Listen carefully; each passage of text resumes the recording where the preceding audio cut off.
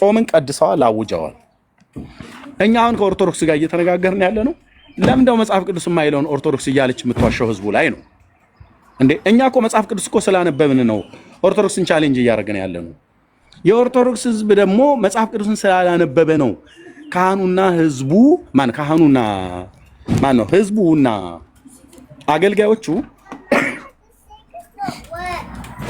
አልተግባቡም ለምን መጽሐፍ ቅዱስን ስላላነበቡ ህዝቡ ቄሱ አይዋሽም ብሎ በሚል ቂላቂልነት ሞኝነት የፈለጉትን ቢናገሩ አሜን ነው ብለው የሚሏቸው ጴንጤ ሲያስብ አይቻልም የዲቤት ሰንኮፍ የተነቀለ ይመስለኛል አንተ ትወስናለህ ወይ ጅምበችህና ትቀጥላለህ ወይ ደግሞ ቡና ወሬ ያቶ አሁንም ሌላው እንግዲህ የቡና ካልከው እኔ ደስ ይለኛል በርግጥ ልክ ነው ሰድበውታል በቡና ልክ አውርደውታል እኔ ይሄንን የክብር ወሬ አለው የባለጌ ወሬ የቡና ወሬ ነው ማለት እኔም እንዳንተ እውነትህን ነው ይሄ ነው ይባርክ ቀጥሉ እሺ እግዚአብሔር አክብርልኝ እግዚአብሔር ይስጥልኝ እውነት ነው በጣም እኔ አያለው የሆነ ሁለት ሆነው የሚጫወቱ ሰዎች አሉና እነዚያ አንበሳ ያወርዳሉ እንዳሉት በጣም ብዙ ነገር ነው እንትን የሚሉና እንደዚህ ላለ ለእግዚአብሔር ቃል ግን ብትቀኑ ለእግዚአብሔር ቃል ብትቀኑ ኤኮ አገልግሎት ነው ክብር ለጌታ ይሁን አገልግሎት ነው ለኤርሚ አይደለም ትልቁ ነገር ለእግዚአብሔር ያላችሁን የልብ አንድነት ለእግዚአብሔር ያላችሁን ፍቅር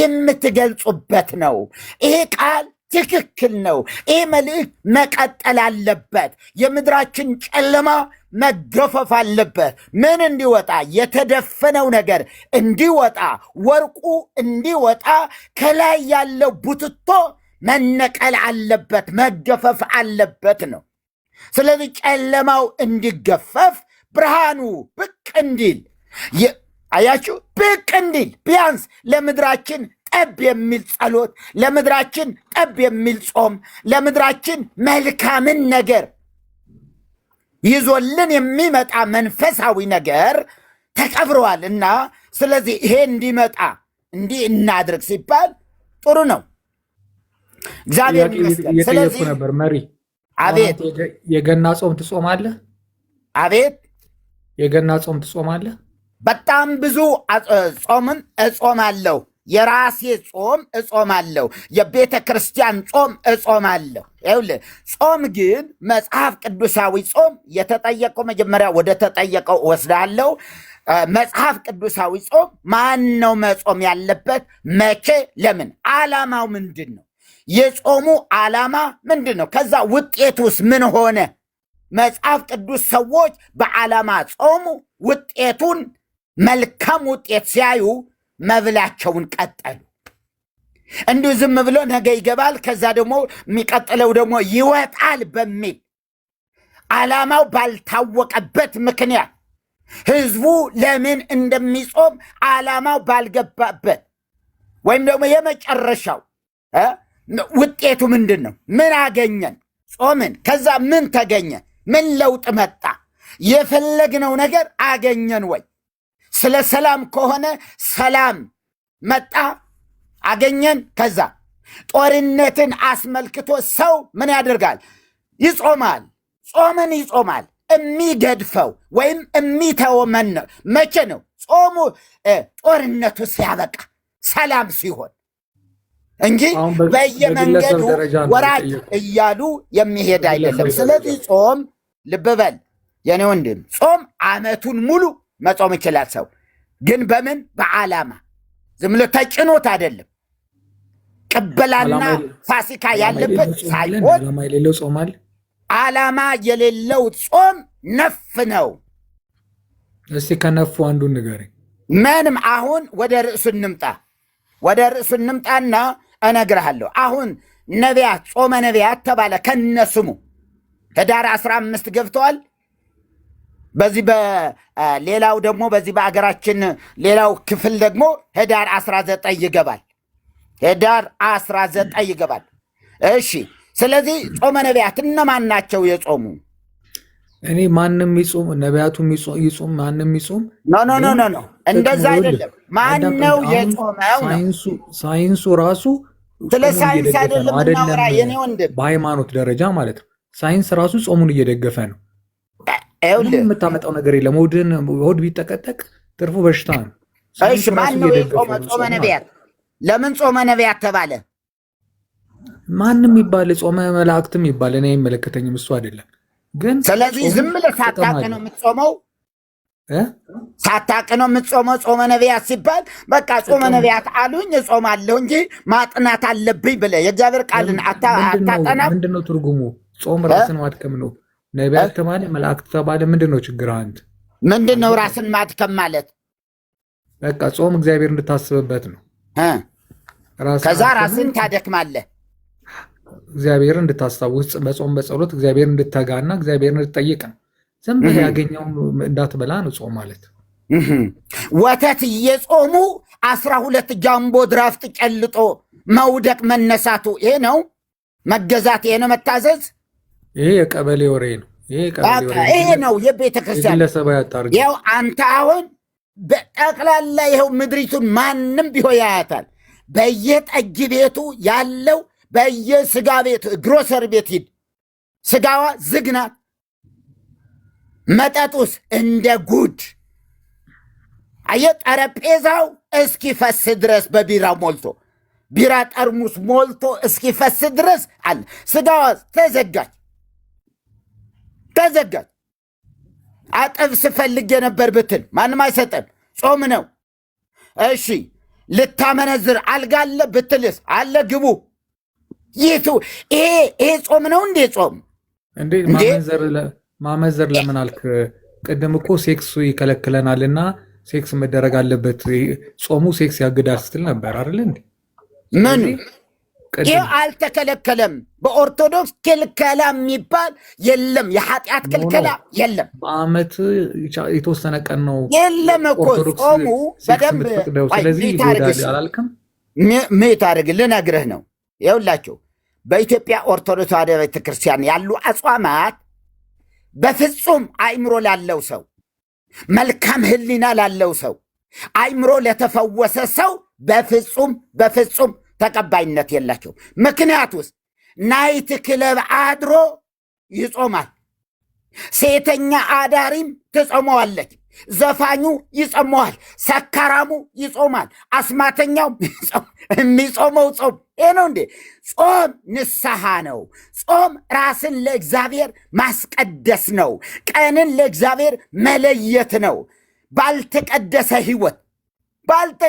ህይወት ጠንቋዩ እየጠነቆለ፣ አስማተኛው አስማቱን እየደገመ፣ ዘፋኙ እየዘፈነ የሚጾመው ጾም መጽሐፍ ቅዱሳዊ አይደለም። ይሄ ተረትም አይገልጸውም። ጥናት ተደርጓል። እነዚህ ሰዎች በደንብ ነው የሚጾሙት ተብሎ ጥናት ተደርጓል።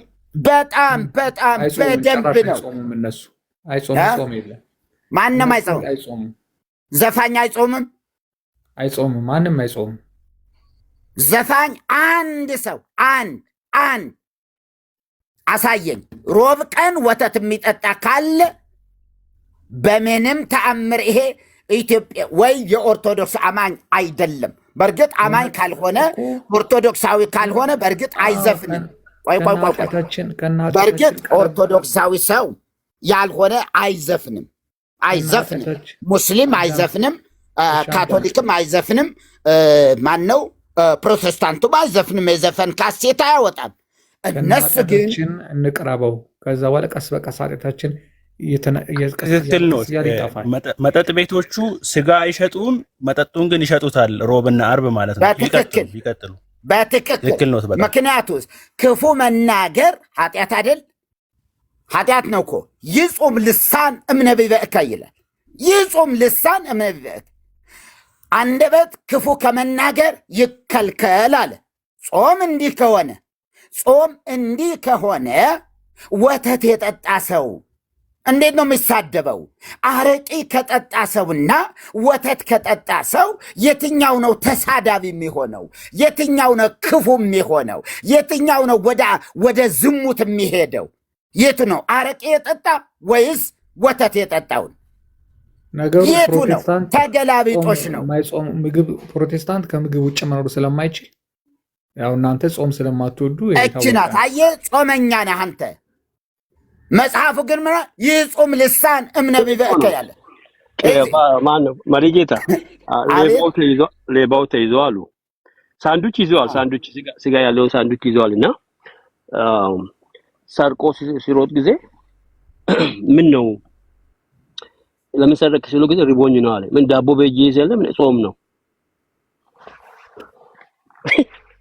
በስመ አብ ጾም ነው። በስመ አብ ጨዋታ ጾም ነው። ወንድሜ ራስን አታጃጅል። አይ በስመ አብ ጨዋታ ደስ ይላል። አንተ ራስን አታጃጅል። አንተ 2025 የሚገርም ቀልድ ወንድሜ አታጃጅል። አንተን ብሎ ደግሞ አሁን አንተን ብሎ ጾመኛ 2025 ወንድሜ አንተን ብሎ ጾመኛ አንተ ኦርቶዶክስ ከመሆን እግዚአብሔር ሰውራቸው ወንድሞች፣ ኦርቶዶክስ ከመሆን እግዚአብሔር ሰውራቸው ወንድሜ። መጥቆራ አእምሯቸው ላይ የዘራ መጥቆራ የምታመልኩ አጋንንትን የምታመልኩ እግዚአብሔር ከዚህ ሰውራቸው። ፈጥነ ወደ ክርስቶስ ነው። ይኸውልህ አእምሮ ተማርኳል። ስላልተማርክ ካንተ ጋር አልነጋገርም። አማርኛ ስትማር አስተጋገር እንግባባለን። እናንተ ወንድሜ ልንገርህ አንድ ነገር ልንገርህ። አንተ አእምሮ የተወረሰ አእምሮ ብሬን ወሽንግ ልቢ በአጋንንት የተወረሰ የምታመልከውን የማታውቅ አጋንንት የሞትን ጌታ እንኳን የማታውቅ አንዴ ያ እንመለስ፣ ወደ ቶፒኩ እንመለስና ኤምሮያል አይ ቲንክ መርጌታ አጠቃላይ ስለ ጾም ያለውን ያወሩክ። እኔ ግን አሁን የምጠይቅህ ርዕሱ ይታያል አይደለ? ቅዱሳን ነቢያት የገናን ጾም ጾመውት ነበር ወይ የሚል ጥያቄ ነው ያለው። ኦኬ። ስለዚህ እናንተ ና ውረድ ተወለድ ብሎ ነው የጾሙት ብለው ነው አባቶች ያዘዙት። ኦኬ። የቱ ነብይ ነው የጾመው? ከመጽሐፍ ቅዱስ ገልጣ አሳየን። አይመለከተኝም። ይሄን ነው የምፈልገው ለዛሬ። ይሄን ነው ርዕሱ። አይመለከተኝም። አጾሙም እንደ አንተ አትቀበለውም? ኖ ነቢያቶች ጾሙ አልጾሙ አይመለከተኝም። አሃ ለምንድን ነው የታዘዘው? ሪዝኑ ምንድን ነው? አታውቀውም ሪዝኑ? ምክንያቱም ለምን ኦርቶዶክስ አሁን ጾሙ 44ቱን ቀን እኮ መጀመሪያ አዳምጠኝ። መጀመሪያ ይሄን ለመከራከር እናንተ ጾምን ማወቅ አለባችሁ። ትጾማላችሁ? መጀመሪያ ይሄን መልስ ብራዘርዬ። እንደኛ እንጾማለን። ምን ሆነ ነው? እኛ እንጾማለን። ይሄ ምንም ጥያቄ የለውም። ቤተክርስቲያን ሄድና ይከፈለክ። ግን እንዳንተ አዋጅ አሳውጀን የሐሰትን ጥቅስ ጠቅሰን ግን አይደለም። አሁን አንተ ጥቅስ አለ ወይ? ጾመ ነቢያት የሚባል አለ መጽሐፍ ቅዱስ ላይ? ይሄ መልስ። ጾምን ስለማታውቁት እናንተ መብላት ብቻ ነው በቃ። አሃ ክደት ነው። አሁን ይኸውልህ ዝም ብለህ ክደት ነው የሚሆነው። ገባ? እኛ እንጾማለን ብለን መልሰንልሃል ባጭሩ። ገባ አይደለ? አጾሙን ካልክ ድርቅና ይሆናል ማለት ነው። ጾማለው አጾሙ የሚል ድርቅና ነው የሚሆነው። አሁን ይሄ ድርቅናውን ተወውና ብራዘርዬ፣ ወደ ቅዱሳን ነቢያት የገናን ጾም ጾመውት ነበር ወይ? አባቶች የሚሉትን አትቀበልም? ተሳስተዋል። ፓትርያርኩ ጳጳሳቶቹ ና ውረድ ተወለድ ብሎ ጾመዋል ነቢያትና እኛም እንጾማለን የሚሉት ውሸታቸውን ነው። ትክክል አይደለም። ይሄን አድሚት አድርግና እንለፈው። አይ ላዳምጠኝ። ጾመ ነቢያቶች ጾሙ አልጾሙ ምናምን የሚለው አይደለም ክርክሩ። መጀመሪያ እናንተ ጾምን ወቁ ነው ርዕሱ። አይታይም ብራዘር? ርዕስ አይተን የገባኸው? ቆይ ርዕሱን አይተኸዋል? ይኸውስ በትልቁ እኮ ጾመ ነቢያት ይላል። ታዲያ እሱ ላይ አታወራም? ወቅ ጾሙ መጀመሪያ ወቅ ብራዘር፣ እየጾሙን አውቀናል። ዛሬ ርዕሳችን ጾመ ነቢያት የሚባል ነገር አለ ወይ? ስለ ጾሙ ይሄ ድርቅና ነው። አይ በቃ ኤርሚ አለ። አይ በቃ ይበቃል። አንተ ለመድረቅ ነው የመጣው። ስለዚህ ምንም ማለት ነው። አይ ኤርሚ ቴክ ኬር አድርገው። አሁን ክርክሩ እኮ ኤምሮያል ሎጂካል እናርገው ነው፣ ሳይንሳዊ እናርገው ነው። ሬሱ ደግሞ ስለ ሳይንሱ አይደለም የሚያወራው። ነቢያት ብሎ ሳይንስ የለም። ሎጂኩን ነው እና ራሱ የሚለው መጾማችን ሰውነታችንን ለማድከም ይጠቅማል፣ ከበሽታ ይከላከልልናል። እሱ ሳይንሱ ነው። በሳይንሱ ላይ ሬስ ሲነሳ ነው እነዚህ ነገሮች ወንድሜ መነሳት ያለበት። አሁን እኛ መጽሐፍ ቅዱሳዊውን ነቢያት ከጾሙት ጾመ ነቢያት ብላ ኦርቶዶክስ እየጾመች ነው። ይሄን የምትጾምበት መነሻ አለው ወይ ነው ጥያቄው። በደንብ ከተረዳ አንተ እንኳን ረጋ ብለን ነው የምትናገረው። አሪፍ ነገር። እኔ ደግሞ አባባሌ እኔ እናንተ አሁን ከመጠየቃችሁ በፊት ጾምን ወቁት፣ ከዛ በኋላ ስታቆት ከእናንተ ደግሞ እንነጋገራለን። እኛ እየጾም ነው ስለሆነ ለእኛ ተውልን፣ እሱን ምን አስጨነቃችሁ ነው የኔ አባባል። ደግሞ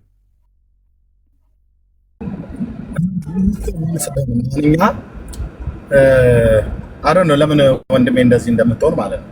ካወቀው የምታውቀው ላይ ተናገር፣ ካላወቀው ግን የእግዚአብሔርን ሕዝብ ይሄንን ሁሉ ማህበረሰብ ጾምን አታውቁም ብሎ መወንጀል ዝም ብሎ ተራክስ ነው የሚሆነው። እንደው እውነት በማናውቀው ነገር እኔ እንደውም ሰውየው ጋር ጀመርኩ እንጂ ልጠይቅ ነበር የገባሁት።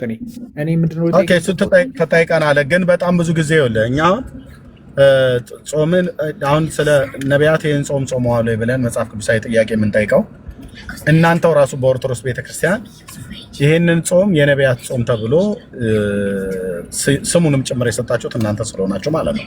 እናንተ ማለት ኦርቶዶክሳውያን ስለሆነ የሰጣችሁት። ኦኬ ይሄን ነገር መጽሐፍ ቅዱሳዊ ያደረጋችሁት። አየህ የገና ጾም ወይ ደግሞ የነቢያት ጾም ተብሎ የሚባለው መጽሐፍ ቅዱሳዊ ያደረጋችሁት። መጽሐፍ ቅዱሳዊ ከሆነ ደግሞ እኔ እስከማውቀው ድረስ የምናምነው የምንቀበላቸው እኛ የምንቀበለው 66ቱን ኦርቶዶክስ እያንዳንዱ 66ቱን ትቀበላለች። በ66ቱ ላይ የዲትሮካኖኒካል የብሉይ ኪዳን ተጨማሪ መጽሐፍትን ጆኒ አንዴ ዲትሮካኖኒካል የብሉይ ኪዳን መጽሐፍትን 15 ጆኒ ስቶፕ ጨምራ ትቀበላለች ማለት ነው። 80 አሐዱ ተብሎ በተለምዶ የሚባል። ስለዚህ የዲትሮካኖኒካል መጽሐፉን እንተውና ለጊዜው በ66ቱ መጽሐፍት እኛም እናንተም ስለምታምኑ እኛም እናነበውን ትንቢተ ኢሳይያስ መጽሐፍ 66 ምዕራፍ የያዘውን ነው የምታነቡት። እናንተ የምታምኑትን የትንቢተ ኤርሚያስ መጽሐፍ ምዕራፍ 52 ምዕራፍ ያለውን ነው፣ ከሰቆቃው ውጪ ያለውን ነው የምታነቡት። አይ እኛ የምናምነውን የተቀበልነውን ትንቢተ ሕዝቅኤል 48 ምዕራፍ ያለውን መጽሐፍት ነው 48 ምዕራፍ ያለውን መጽሐፍት ነው እናንተ የምታነቡት። እንግዲህ እነኛውን ሶስት ታላላቅ ነቢያት ስማቸውን የጠሯቸው የብሉይ ኪዳን ቅዱሳን ነቢያት ናቸው። ስለ ጌታ መምጣት አስቀድሞ ትንቢት የተናገሩ ከብዙ ሺህ ዓመት በፊት እንደየነበሩበት ዘመን በአንዱ በእግዚአብሔር መንፈስ ቅዱስ እየተመሩ ትንቢቱን የተናገሩት ማለት ነው። ስለዚህ እነዚህ ነቢያት ክርስቶስ መሲሁ እንደሚወለድ ትንቢት ከዳዊት ቤት እንደሚወለድ ትንቢት ተናገሩ እንጂ ናውረድ ተወለድ ብለው ጾሙ ጸለዩ ብሎ የሚለውን እናንተ ክሌም ያደረጋችሁትን ቃል እነሱ ባነበብኑ በመጽሐፍ ቅዱሳን በጠቀስኳቸው የብሉይ ኪዳን ነቢያት ብቻ ሳይሆን በሌሎችም ቅዱሳን ነቢያት መጽሐፍ ቅዱስን እንዳነበበ ሰው እና እያነበበ እንዳለ ሰው አንብቦም ደጋግሞ እንደጨረሰ ሰው ይሄ ቃል በቃል አይደለም በድንግዝግዝ እንኳን ራሱ አልተጻፈም። ጾምን ናውረድ ተወለድ ብለው አሉ ብሎ የሚል ማለት ነው። ሌሎች አጽዋማትን ግን ጾመዋል። እነሱም ራሳቸው ጾመዋል፣ ከህዝቡም ጋር ሁሉ ሆነው ጾመዋል። በምድሪቱ ላይ መዓት ሲመጣ በኃጢአታቸውና በበደላቸው ምክንያት ጌታን ሲያሳዝኑት ያህዌ አምላካችን ሊቀጣችሁ ነው፣ ሊቀጣን ነው፣ እንደ ህዝብ ሊያጠፋን ነው፣ ለአሕዛብ አሳልፎ ሊሰጠን ነው ብለው ከጌታ የሰሙትን ጾምን ቀድሱ፣ ጉባኤን አውጁ ብለው ትንቢትን ሲናገሩ ህዝቡን ሁሉ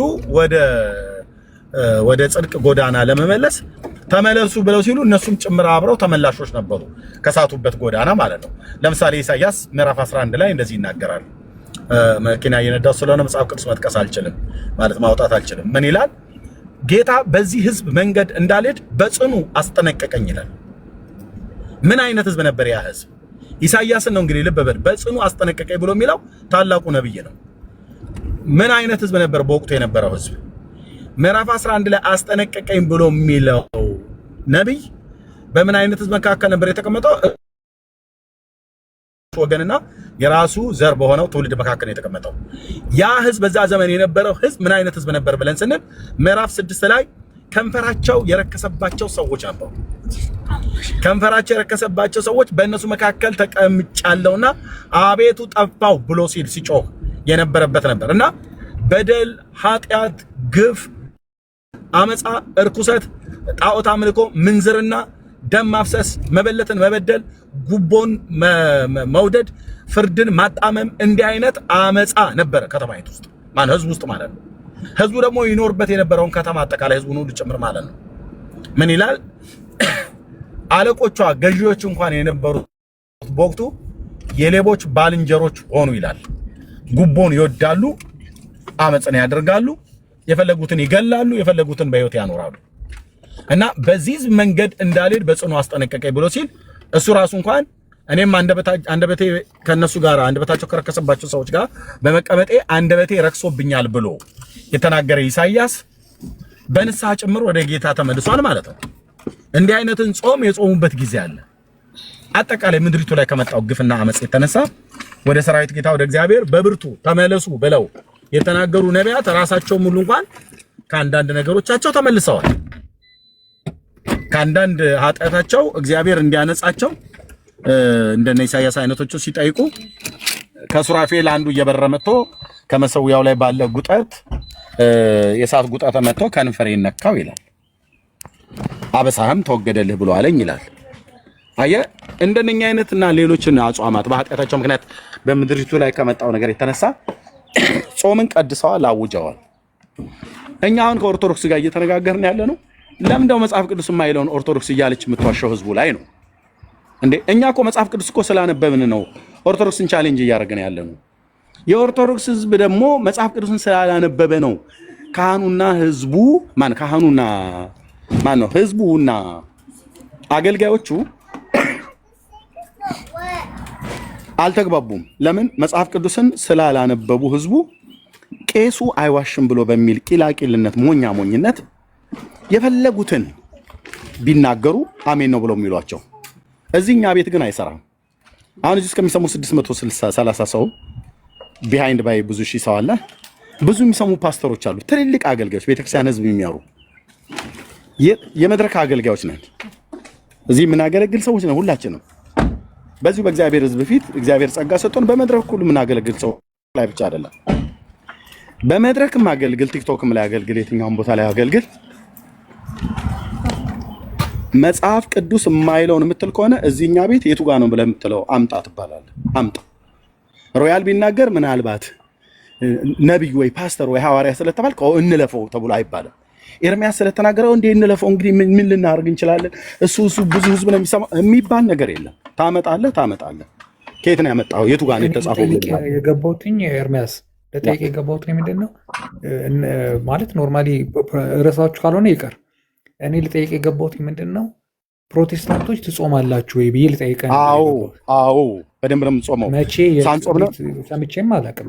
ኦኬ እሱን አንተ ለምን ትሰማለህ? የማሰማበት ምክንያት ልንገርህ ሮያልዬ። ሲጀምር አንተ ስትጾም መጽሐፍ ቅዱሳዊ የሆነ ጾም ሌሎችን አሰምተህ ቀንደ መለከት አስነፍተህ እልል በሉልኝ እሪ በሉልኝ ብላም ነገር ብለህ የምትጾመው ጾም አይደለም። ጾም ጌታችን ምንድን ነው ያለው? ኦኬ በማቴዎስ ቆይ ቤቴ ስለደረስኩ አንዴ ጠብቁኝ። ጌታችን ምንድን ነው ያለው? በማቴዎስ ወንጌል መጽሐፍ ምዕራፍ 6 ላይ ስለ ምጽዋትን ስለ መስጠት ለሰዎች እንደዚሁም ደግሞ ስለ አጽዋማት ስለ መጾም እንደዚሁም ስለ ጸሎት፣ ልብ በል፣ ስለ ጸሎት፣ ስለ ምጽዋት እና ስለ ጾም፣ ስለ እነዚህ 3 ነገሮች ሲናገር ሁሉንም በግልጥ አድርጉ አይደለም ብሎ የሚለው በስውር አድርጉ ነው ብሎ የሚለው። አይታወቅ። በመጽሐፍ ቅዱስ አባባል መለከት አታስነፋ በፊትህ ማለት ሌሎች ይወቁልህ። ወንድማችን ሮያል ከኦርቶዶክስ እየጾመ ነው፣ ወንድማችን ኤርሚያስ ከጴንጤዎች እየጾመ ነው እና እኔ እናንተ ደግሞ እየጾምን ነው፣ ጾመኞች ነን፣ ጾመኛ ነው እየተባባልን እንድንባባል መጽሐፍ ቅዱስ አይፈቅድልም። ትጾማለህ? ኦኬ እየጾምክ ነው፣ በስውር አድርገዋ። የኢየሱስ ክርስቶስ ትምህርት ይሄን ነው ብሎ የሚለው መጽዋት እየሰጠህ ነው፣ ለድሆች እየረዳ ነው። በቃ መለከት አታስነፋ፣ ጭብጨባ አታስጨብጭብ። ኤርሚያስ ሮያል ማን ይሄን ያለው? ጌታችን ኢየሱስ። በስውር አድርግ። እየጸለይክ ነው፣ በአደባባይ በጎዳና ላይ ቆመህ ለሌሎች ጸሎተኛ። ይሄማ የጸሎት ሰው ነው። ጸሎት እንደ ሮያል ነው እንጂ ድሮ ቀረ። ጸሎት እንደ ኤርሚያስ ነው እንጂ ተብለህ እንዲባልልህ አታስነፋ፣ አታውጅ፣ መለከት አታስነግር፣ ነጋሪት አታስጎስም እያለ እኮ ጌታ። ይህንን ያለው የዓለም መድኃኒት ነው ኢየሱስ ክርስቶስ። ስለዚህ የጴንጤዎችን ጾም የማይታወቅበት ምክንያት በስውር ስለምናደርገው ነው። አሁን እኔ ዛሬ ሮያል ቀኑን በጾም ላይ እንደዋልክ ያለ ጾም እንደዋልክ በምን አውቃለሁ? ጌታ ካልገለጠልኝ አንድ ወይ አንተ ቀጥታ ካልነገርከኝ በስተቀር ማለት ነው። በቀኑ ውሎህ እህል ውሃ ሳትበላ ሳትጠጣ እንደዋልክ እና እንዳልዋልክ በምን አውቃለሁ? በምንም። ስለዚህ ምናልባት ዛሬ አንተ ጾመህ ውለህ ከሆነ ቤትህን ዘግተህ ለራስህ በጌታን ፊት እንደ መጽሐፍ ቅዱስም ይሁን ወይ ደግሞ ለጤንነትም ብለህ ቢሆን ሳትበላ ሳትጠጣ ውለህ ከሆነ በምን አውቃለሁ? እና ይገርማችኋል፣ ሮያል እኮ ምንም አይጾምም ብዬ ማለት እችላለሁ? አልችልም። ግምት ነው የምናገረው። ጌታችን ያለውን ቤት ስለገባሁ ላሳይህ። የጴንጤ ጾም ለምንድን ነው የማይታወቀው? የኦርቶዶክስ ጾም ለምንድን ነው የሚታወቀው? መለከት ስለሚያስነፉ ነው። ነጋሪት ያስጎስማሉ ማለት ዓለም ይልን ዓለም ይወቅልን ብሔራዊ አዋጅ በአዋጅ ብሔራዊ ጾም ነው ተብሎ ነጋሪት ይመታል። ሊገባ ነው፣ ሊወጣ ነው። ማስገቢያ ስጭኝ፣ ማስገቢያ ስጠኝ፣ አብይኝ፣ እንተኛ፣ ተኚ፣ እንተኛ ሁሉ ጭምር የተቀላቀለበት ጾም ማለት ነው። ኦኬ ጌታችን የተናገረው በማቴዎስ ወንጌል መጽሐፍ ምዕራፍ 6 ቅድም ያልኩ ሶሪ መንገድ ላይ ስለነበርኩ ልጆቼን ይዤ ከቤተሰብ እየወጣ ስለነበር ኢየሱስ ክርስቶስ ጌታችን ምን አለ? ጴንጤው ምን አለ? አሁን አይሰራም። ኦርቶዶክስ ምን አለ? አይሰራም። አይሁድ ምን አለ? አይሰራም። ካቶሊክ ምን አለ? አይሰራም። መጽሐፍ ምን አለ? ጌታችን ምን አለ? አምላካችን እግዚአብሔር ምን አለ? እንዲህ አለ፣ ለሰዎች ትታዩ ዘንድ ምጽዋታችሁን ስጦታ ማለት ነው በፊታቸው እንዳታደርጉ ተጠንቀቁ፣ ያለዚያ በሰማይ ባለው አባታችሁ ዋጋ ማነው ዘንድ ዋጋ የላችሁም። እንግዲህ ምጽዋት ስታደርግ፣ ስትመጸውት፣ ለድሆች ስትሰጥ፣ ለተቸገሩ ስትሰጥ ግብዞች በሰዎች ዘንድ ሊከበሩ በምኩራብም በመንገድም እንደሚያደርጉ በፊትህ መለከት አታስነፋ። እውነት እላቸዋለሁ ዋጋቸውን ተቀብለዋል። ይሄ የጌታዬ ትምህርት ነው። ይሄ የጌታችን ትምህርት ነው። ሮያል የእኔም ያንተም ጌታ ትምህርት ነው። መለከት አታስነፋ ማለት በመለከት አታስነፋ ማለት በእስራኤላውያኑ ዘንድ መለከት የሚነፋበት ጊዜ አለ። ለጦርነት፣ ለደስታ፣ ለሐዘን የሚነፋበት አለ። ዝም ብሎ አሁን መለከት የሚባለው ከእስራኤል ሀገር አምጥተ ልንፋ ብለህ ብትል ዝም ብሎ እንደ ድር ጥሩምባ ነፊ ዝም ብለህ የምትነፋው አይደለም። አነፋፍ ራሱ አለው። ራሱ የሚያወጡ ጾሙ ያሳየንስ እሱ እንዴት ነው ታዲያ? ቆይ እሱን ይሄን ላሳይህና ከዛ እንመጣለን። መለከት ማስነፋት ብሎ የሚለው ሶስቱ ላሳይ። ቅድም ምጽዋት፣ ጸሎትና ጾም ብሎ የሚለውን ጌታችን ያስተማረው። እናንተ ትጾማላችሁ ያልከኝ፣ አዎ አይቼም ሰምቼም አላቅም አልከ። አልሰማህምም፣ አታይም፣ መቼም አታይም። እኔ አሁን በእነዚህ ሳምንታቶች ልጹም አልጹም ማን ያውቃል? እዚህ ውስጥ በቤተክርስቲያናችን ይጾም አይጾም በምን ይታወቃል? ዳጊ ይጹም አይጾም፣ መርጌታ ይጹም አይጾም በምን ይታወቃል? ለምንድን ነው የማይታወቀው? አንናገርም። ለምንድን ነው የማንናገረው? ቆይ ልጨርስ። ይሄን ስማኝ፣ ምን ይጠቅማል አንተ ለማኝ ምናምን ነገር ብሎ የሚለውን ስቶ ይሄን ልንገርህ። ሶስቱ አንድ ድሃ አይቻልም አይታይም እኮ ነው የምልህ። በቃ ብራዘር አንተ ይኸውልህ ችግርህ ብራዘር ህይወት የሆነውን ጌታ ትፈልጋለህ። ህይወት የሆነውን ቃል ሲነግሩ አሁን የኢየሱስን ትምህርት ቶ አይጠቅመኝም እያልከኝ ነው። አይጠቅመኝም። ስለ ለማኝ አውራኝ፣ ስለ ድሃ ሰው አውራኝ እያልከኝ ነው። ስለሱም ቢሆን እንድነግርህ ቢያንስ ጌታችን አሁን ቢያንስ ረገጥ ያለውን እንኳን ስለ አጽዋማት፣ ስለ ጾምና ስለ ምጽዋት ለምንድን ነው የኛ ጾም የማይታወቀው? እሱን ልንገርህ። ቢያንስ ቤት የገባሁበትን አጠራ አድርጌ ማለት ሳላስረዝምብን ምን ያደርግልሃል? አሁን ድሃ ተቀመጠ አልተቀመጠ እናንተ ቤት የሚቀመጠ የሙት ዓመት መታሰቢያ የሚበላ ዘኬና ተስካር ምናምን ነገር ስላለ፣ እኛ ጋር ደግሞ እንደዚህ አይነት ዝባዝንኬ ነገር አናመጣም። ቸርች ኦኬ። ጴንጤ ደግሞ ለሰጭነቱ ዓለም ነው የሚመሰክረው። ኦርቶዶክስ የበላበትን ፍርፋሪ ነው የሚሰጠው ለድሃ። ጴንጤ ግን ሲሰጥ ብራዘር ስንዴና ዘይት እኮ ነው የምንሰጠው። ልብስም ከመጋዘናችንም ወይ ከቁምሳጥናችን አውጥተን ነው የምንሰጠው። በዚህ ራሳችሁ ትመሰክራላችሁ። እንደ ጴንጤ ሰጪ የለም። እሱ አይጠቅምም። እኛ እንደዛ ብለንም አንመጻደቅም። ኦርቶዶክስ አይደለች ለድሃ ስንዴና ዘይት የምትሰጠው። እነ ሙሉ ወንጌል፣ እነ ቃለ ሕይወት፣ እነ መካነ ኢየሱስ ናቸው የሚሰጡት ብራዘር። ኦርቶዶክስ አይደለችም ሆስፒታል የመሰረተችው። አዲስ አበባ ከተማ ውስጥ ያለ በሙሉ ከብራስ ሆስፒታል ጀምሮ ትልልቅ የካቲት 12 ሆስፒታል ዋቴቨር የምጠራቸውን ሆስፒታሎች በሙሉ ጥራ። በጴንጤ ገንዘብ የተሰራ ገንዘብ ነው ሆስፒታል ነው። ኃይለማርያም በል ዋቴቨር፣ የትኛውም ኮሪያ ሆስፒታል በል የጴንጤ ሆስፒታል ነው ብራዘር። ውስጡ ቸርች አለ። አሁን እዛ ውስጥ ይህንን አሁን ጴንጤ ቸርች ድሃ አይቀመጥም ሙሉ ወንጌል ላይ ተቀምጠው ስለ ማርያም እንዲሉ አጠብቅ። ግን እነሱም ቢሆኑ አሉ አንዳንዶቹ የሚታዩ ማለት ነው። እኛ አካባቢ ላይ እንደነሱ አይነት የማይታዩት ዘኬ፣ ተስካር፣ ሙት ዓመት፣ መታሰቢያ 40 80 ምናምን ነገር ብሎ የሚል ነገር የለም። ይመጣሉ። ሲመጡ ግን ምንሰጣቸውን ሰተን እንልካለን። እንደ ጴንጤ ደግሞ ሰጪ የለም። እንደ እምነት ተቋም አጠቃላይ እኔ አሁን ጴንጤው ስላለሁ አይደለም፣ ሕያው ምስክር ነኝ። እኔ ሕያው ምስክር ነኝ። ልብስ ማን ነው የሚሰጠው? ጴንጤ። ኦርቶዶክስ አይሰጥም። ዘይት ማን ነው የሚሰጠው? ጴንጤ። ኦርቶዶክስ አይሰጥም። ስንዴ ማን ነው የሚሰጠው? ጴንጤ። ኦርቶዶክስ አይሰጥም። እንዴ በመስጠትማ ልቅ እሱን ተወውና እነዚህ ነገሮች ላይ ልቅ የኛ ጾም የማይታወቅበትን ምክንያት አጽንኦት ሰጥቼ ልንገርህና ከዛ የምጠይቀን ካለ ወደሚቀጥለው እንሄዳለን። ወንድምነት የሚጠቅመው ይሄ ነው ብራዘር። ጌታችን በእነዚህ 3 ጉዳዮች ላይ ተናገረ። ምጽዋት፣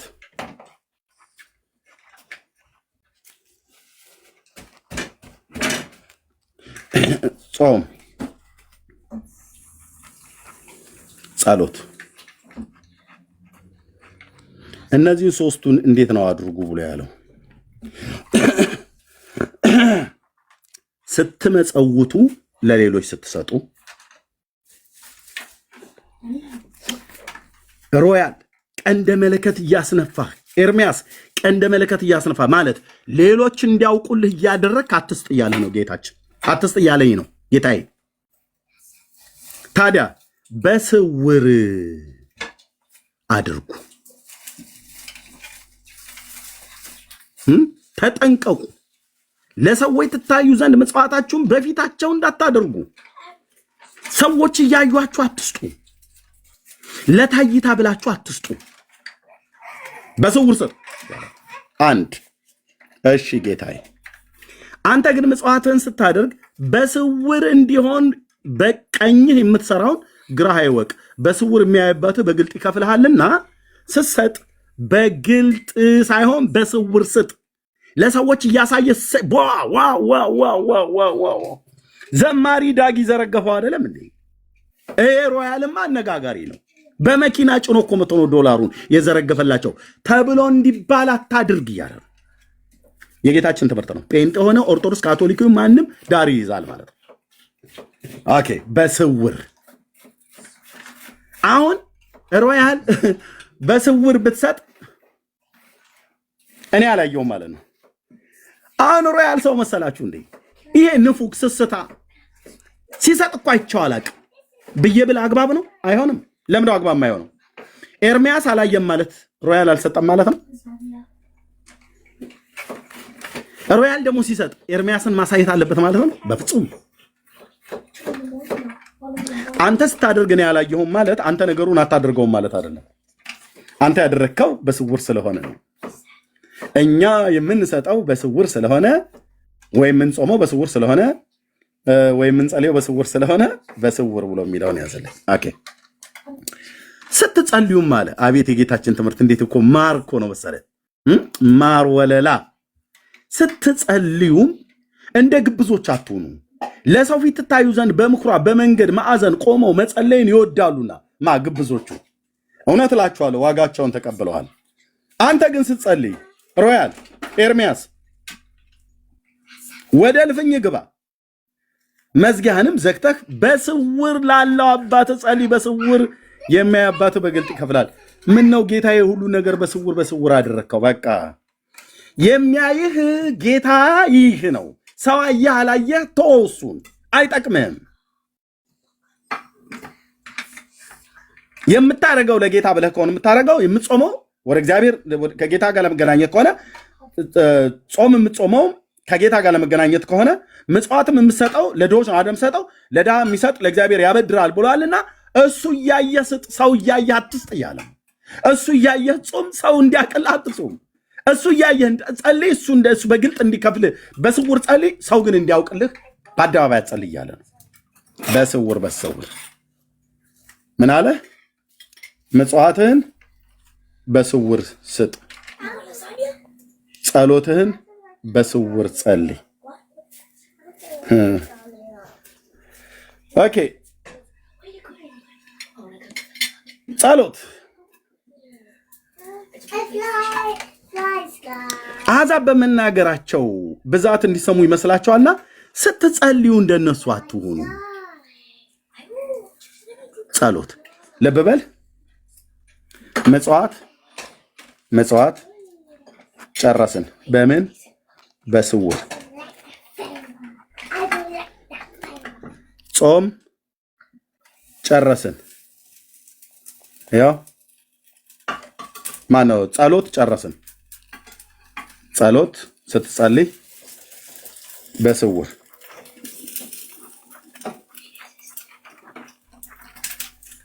ኦኬ። አሁን ምን ቀረን? ጾም። አሕዛብ በመናገራቸው ብዛት እንዲሰሙ ይመስላቸዋልና ስትጸልዩ እንደነሱ አትድገሙ ካለ በኋላ ስለዚህ አትምሰሏቸው፣ ሳትለምኑ አባታችሁ የሚያስፈልጋችሁን ያውቃልና። እንግዲህ ስትጸልዩ በሰማይ የምትኖር አባታችን ሆይ ስምህ ይቀደስ፣ መንግሥትህ ትምጣ፣ ፈቃድህ በሰማይ እንደሆነች እንዲሁም በምድር ትሁን። የዕለት እንጀራችንን ዛሬ ስጠን፣ እኛ ደግሞ የበደሉንን ይቅር እንደምንል። አቤት አደገኛ ኬላ፣ አደገኛ ቅርቃር ነው ጌታ ይሄን የጨመረው። ማንም ሰው ይሄንን ጸሎት ደፍሮ የሚጸልይ የለም። ካለም ከበደል ከአመፃ ልቡን ያራቀ አንደበቱን የጠበቀ ነው። እንዲሁ ዝም ብሎ ማነብነብ አይደለም። አቡነ ዘበሰማያት ይትቀደስ ስምከ ትምጣ መንግሥትከ ማለት አይደለም። በነገራችን ላይ ግን ልጨርስ ፕሊዝ፣ ልጨርስልህ።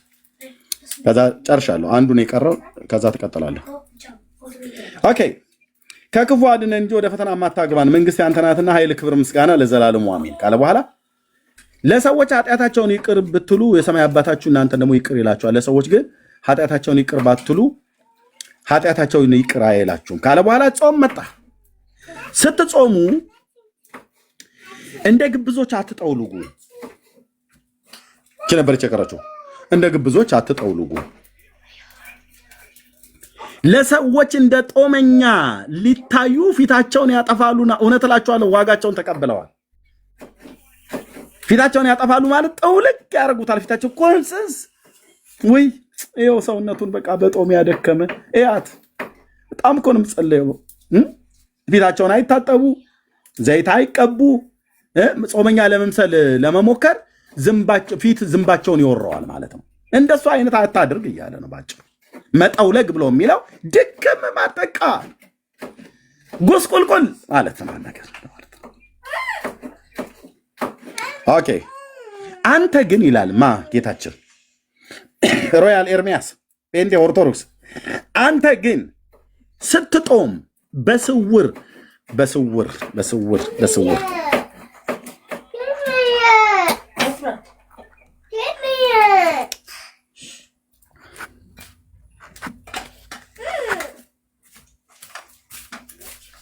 ጸሎት በስውር፣ ጾም በስውር፣ ጸሎት በስውር፣ ምጽዋት በስውር፣ ጾም በስውር፣ ጸሎት በስውር ማለት ሌሎች አይወቁ እያለ ነው። ለሌሎች አታሳውቅ ማለት ነው። ለዚህ ነው የጴንጤን ጾም የማታውቁት። አይቻላቅም ላይ ያልከው አታውቅም፣ ለወደፊትም አታየውም። ቸርች ስትመጣ ግን አንዳንዴ የአዋጅ ጸሎት በቸርች ሲነገር ልትሰማ ትችላለህ። እንጹም ስለ ሀገራችን፣ እንጹም ስለሚድኑ ሰዎች ምናምን ነገር ተብሎ ሲነገር ልትሰማ ትችላለህ። እኔም ቢሆን መቼም አልነግርህም ካልቀረብከኝ በስተቀር። ዳጊም መቼም አይነግርህም። ሮያልዬ በእውነት በቃ ልንጾም ነው እና የለቅሶ ዘመን ነው ምናምን ነገር ብለን አንነግርም። የምንናገረው እሱን ለጌታ ነው። በስውር እኔ ግን ልንገር፣ በስውር አይቻላቅም። እንደውም በስክሪን ላይ ጸሎት የሚያደርገው ጴንጤ ነው። ኦርቶዶክስ ነው በስክሪን ላይ ጸሎት ሲያደርግ አይቻላቅም።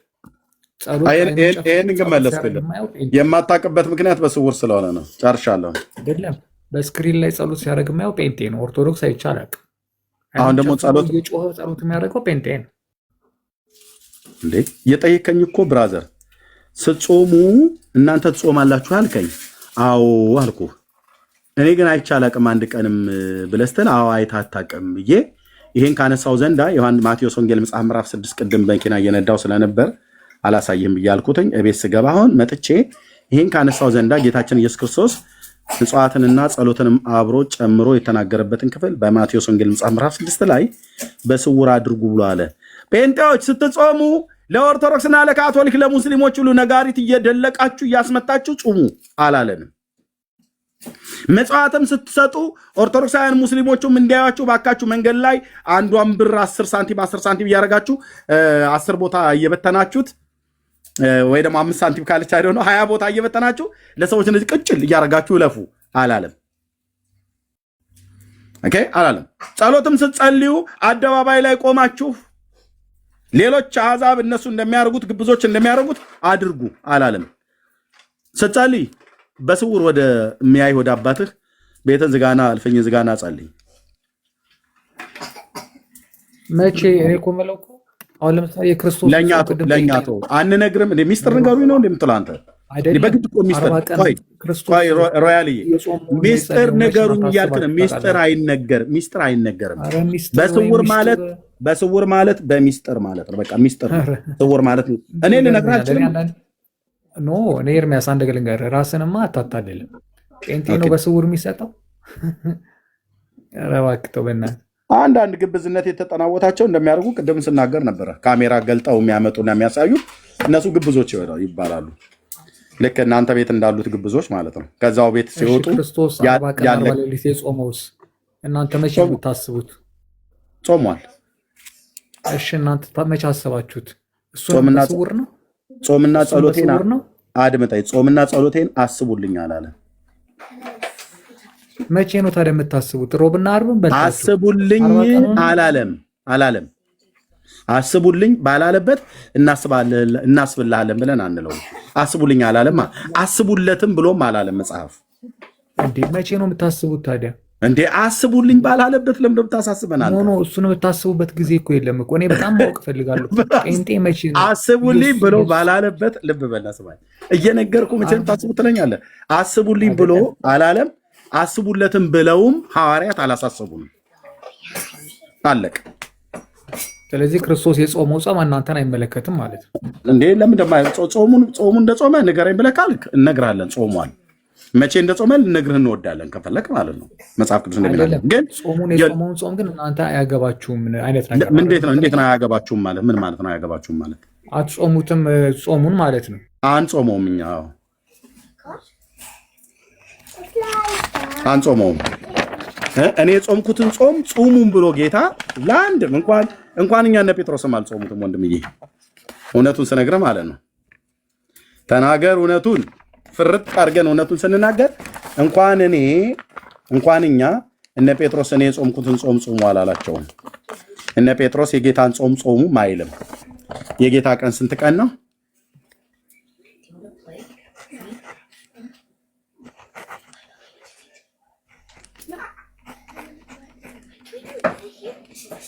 ኦኬ 40 ቀንና ሌሊት የጌታ ቀን የጾመው የጌታ ጾም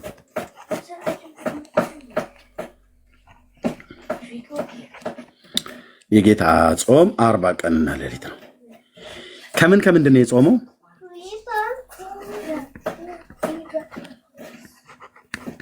ጌታዬ የኔ አባት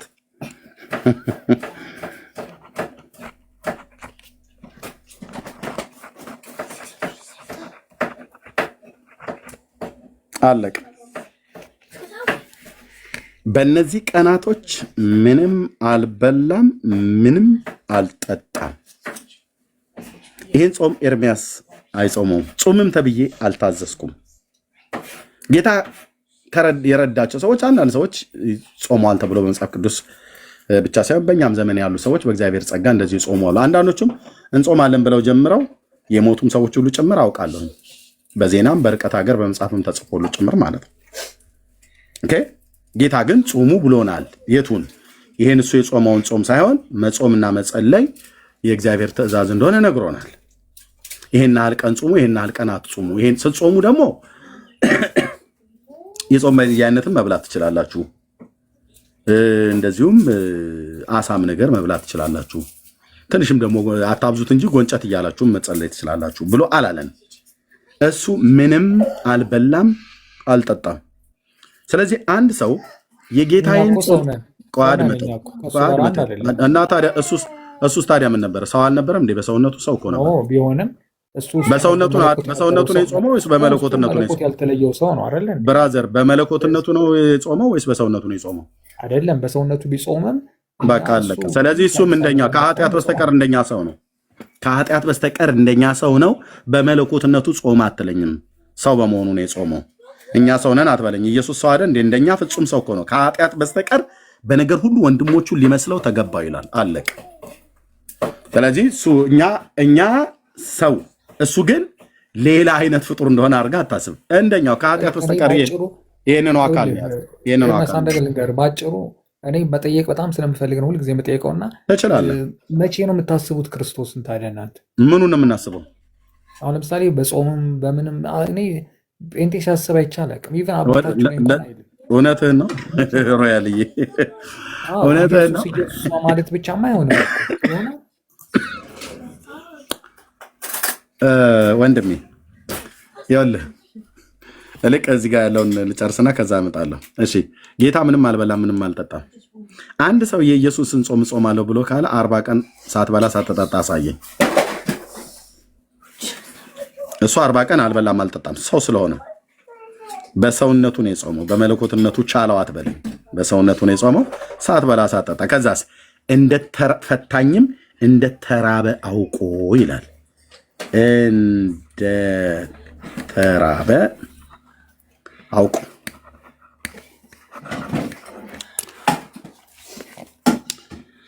ማቴዎስ ወንጌል መጽሐፍ ምዕራፍ 11 ምዕራፍ 4 እዚህ ክፍል ላይ ምዕራፍ 4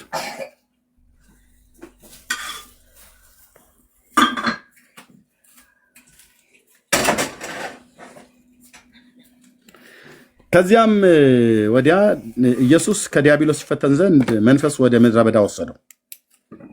40 ቀንም 40 ሌሊትም ከጦመ በኋላ ከዛስ ፈታኝም ቀርቦ የእግዚአብሔር ልጅ ከሆንክ እነዚህን ድንጋዮች እንጀራ እንዲሆን በል አለው። እርሱም መልሶ ሰው ከእግዚአብሔር አፍ በሚወጣ ቃል ሁሉ እንጂ በእንጀራ ብቻ አይኖርም ተብሎ ተጽፏል አለው። ኦኬ ፈታኙ ቀርቦ ሲራብ ቀርቦ መጣና ተናገረ ማለት ነው። ሉቃስም ላይ እንደዚህ ነው የሚናገረው።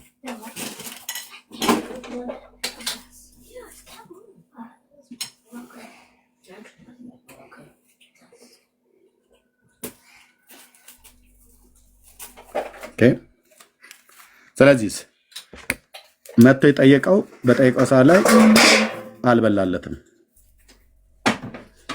ይሄም ማለት ምንድነው ብለህ ብትል የፊተኛውን አዳም ብላ ብሎ በኤደን ገነት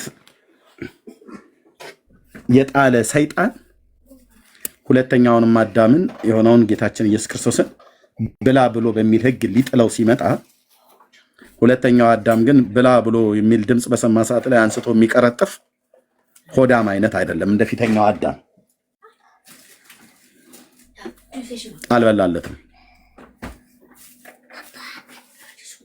አልበላለትም። ስለዚህ ጌታችን ጾሟል በደንብ እኔ ጾምኩትን 40 ቀን ጾም ጹሙ ብሎ ጌታ አላወጀም።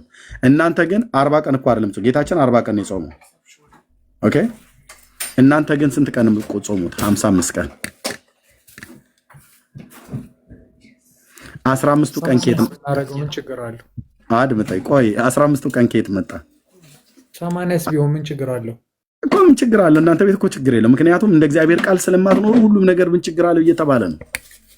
ታቦት እግዚአብሔር ሳያዛችሁ ትቀርጻላችሁ፣ ምን ችግር አለው?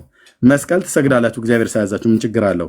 ስዕል እግዚአብሔር ሳሉ ሳይላችሁ ትስላላችሁ፣ ምን ችግር አለው? ለስዕል ታጥናላችሁ፣ ምን ችግር አለው?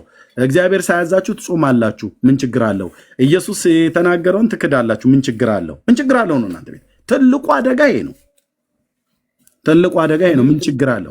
እሱን ከዘማርያም ጋር ተነጋገረበት። እኔ ልጠይቅ አይቶ ዘማርያም የለም ዘገብርኤል በቃ ተቀበረ እኮ ትምህርታችሁ። የስተት ድንኳናችሁ ተነቀለ። ጠራው ዘማርያም ዘገብርኤል ዘጊዮርጊስ ዘመሐመድ የሚባለው ሁሉ በሙሉ ሮያልዬ ዘማርያም ዘጊዮርጊስ ዘመሐመድ የለም። በቃ ፈረሰ። ጌታችን ዲቤት ከነሱ ጋር ተነጋገር፣ ችግር የለውም። እነሱ መነጋገር ሲፈልጉ እንነጋገራለን። ኦኬ ዲቤት ብሏል። በቃ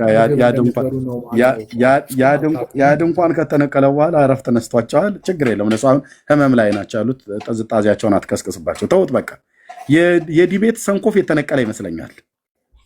ያ ፈለገ የሚባለው ሰውዬ ተንቀሽቅሾ ጠርቶ የ1700 ዓመት ታሪክ ያላት ቤተክርስቲያን በአደባባይ ላይ ነው ያሳፈራት። ያው ሲንቁ እንደተባለው ማለት ነው። ፕሮቴስታንት ትናንት ነው የመጣው እያላቸው። ኦኬ ልቅ አሁን ልንገርህ ልቅ ኢየሱስ 40 ቀን አድምጠኝ ብራዘር። አሁን እኔ እንደዚህ አይነት ዝም ብሎ ለአንድ ጢማም ወንድ ዝም ብዬ አልመልስልህም። እሱን ተው እርሳው። አሁን እዚህ ና ተው እንዴ ቤተክርስቲያን ዲያቆን እኮ ነው። እኔ ለምን ጳጳስ አይሆንም? በክብር ፈለገ ዲያቆን አልነበረም እንዴ? ፈለገም ቢሆን ከዛ በኋላ ዘማርያም ዲያቆን አልነበረም ወይ ነው? ዲያቆን አልነበረም ፈለገ ዲያቆን አልነበረም ወይ? ሮያል እሺ፣ ስዩም ዲያቆን አልነበረም? እኔ አላውቀውም ስዩም የሚባለው። ዲያቆን ስዩም ዲቤት ጠርቶኝ የሰረዘው ራሱ ዘማርያም ነው ሰርዝ ብሎ ያለው። ቤተክርስቲያን ከማያከብር ሰው ጋር ማውራት የለብህም ብሎ አለ።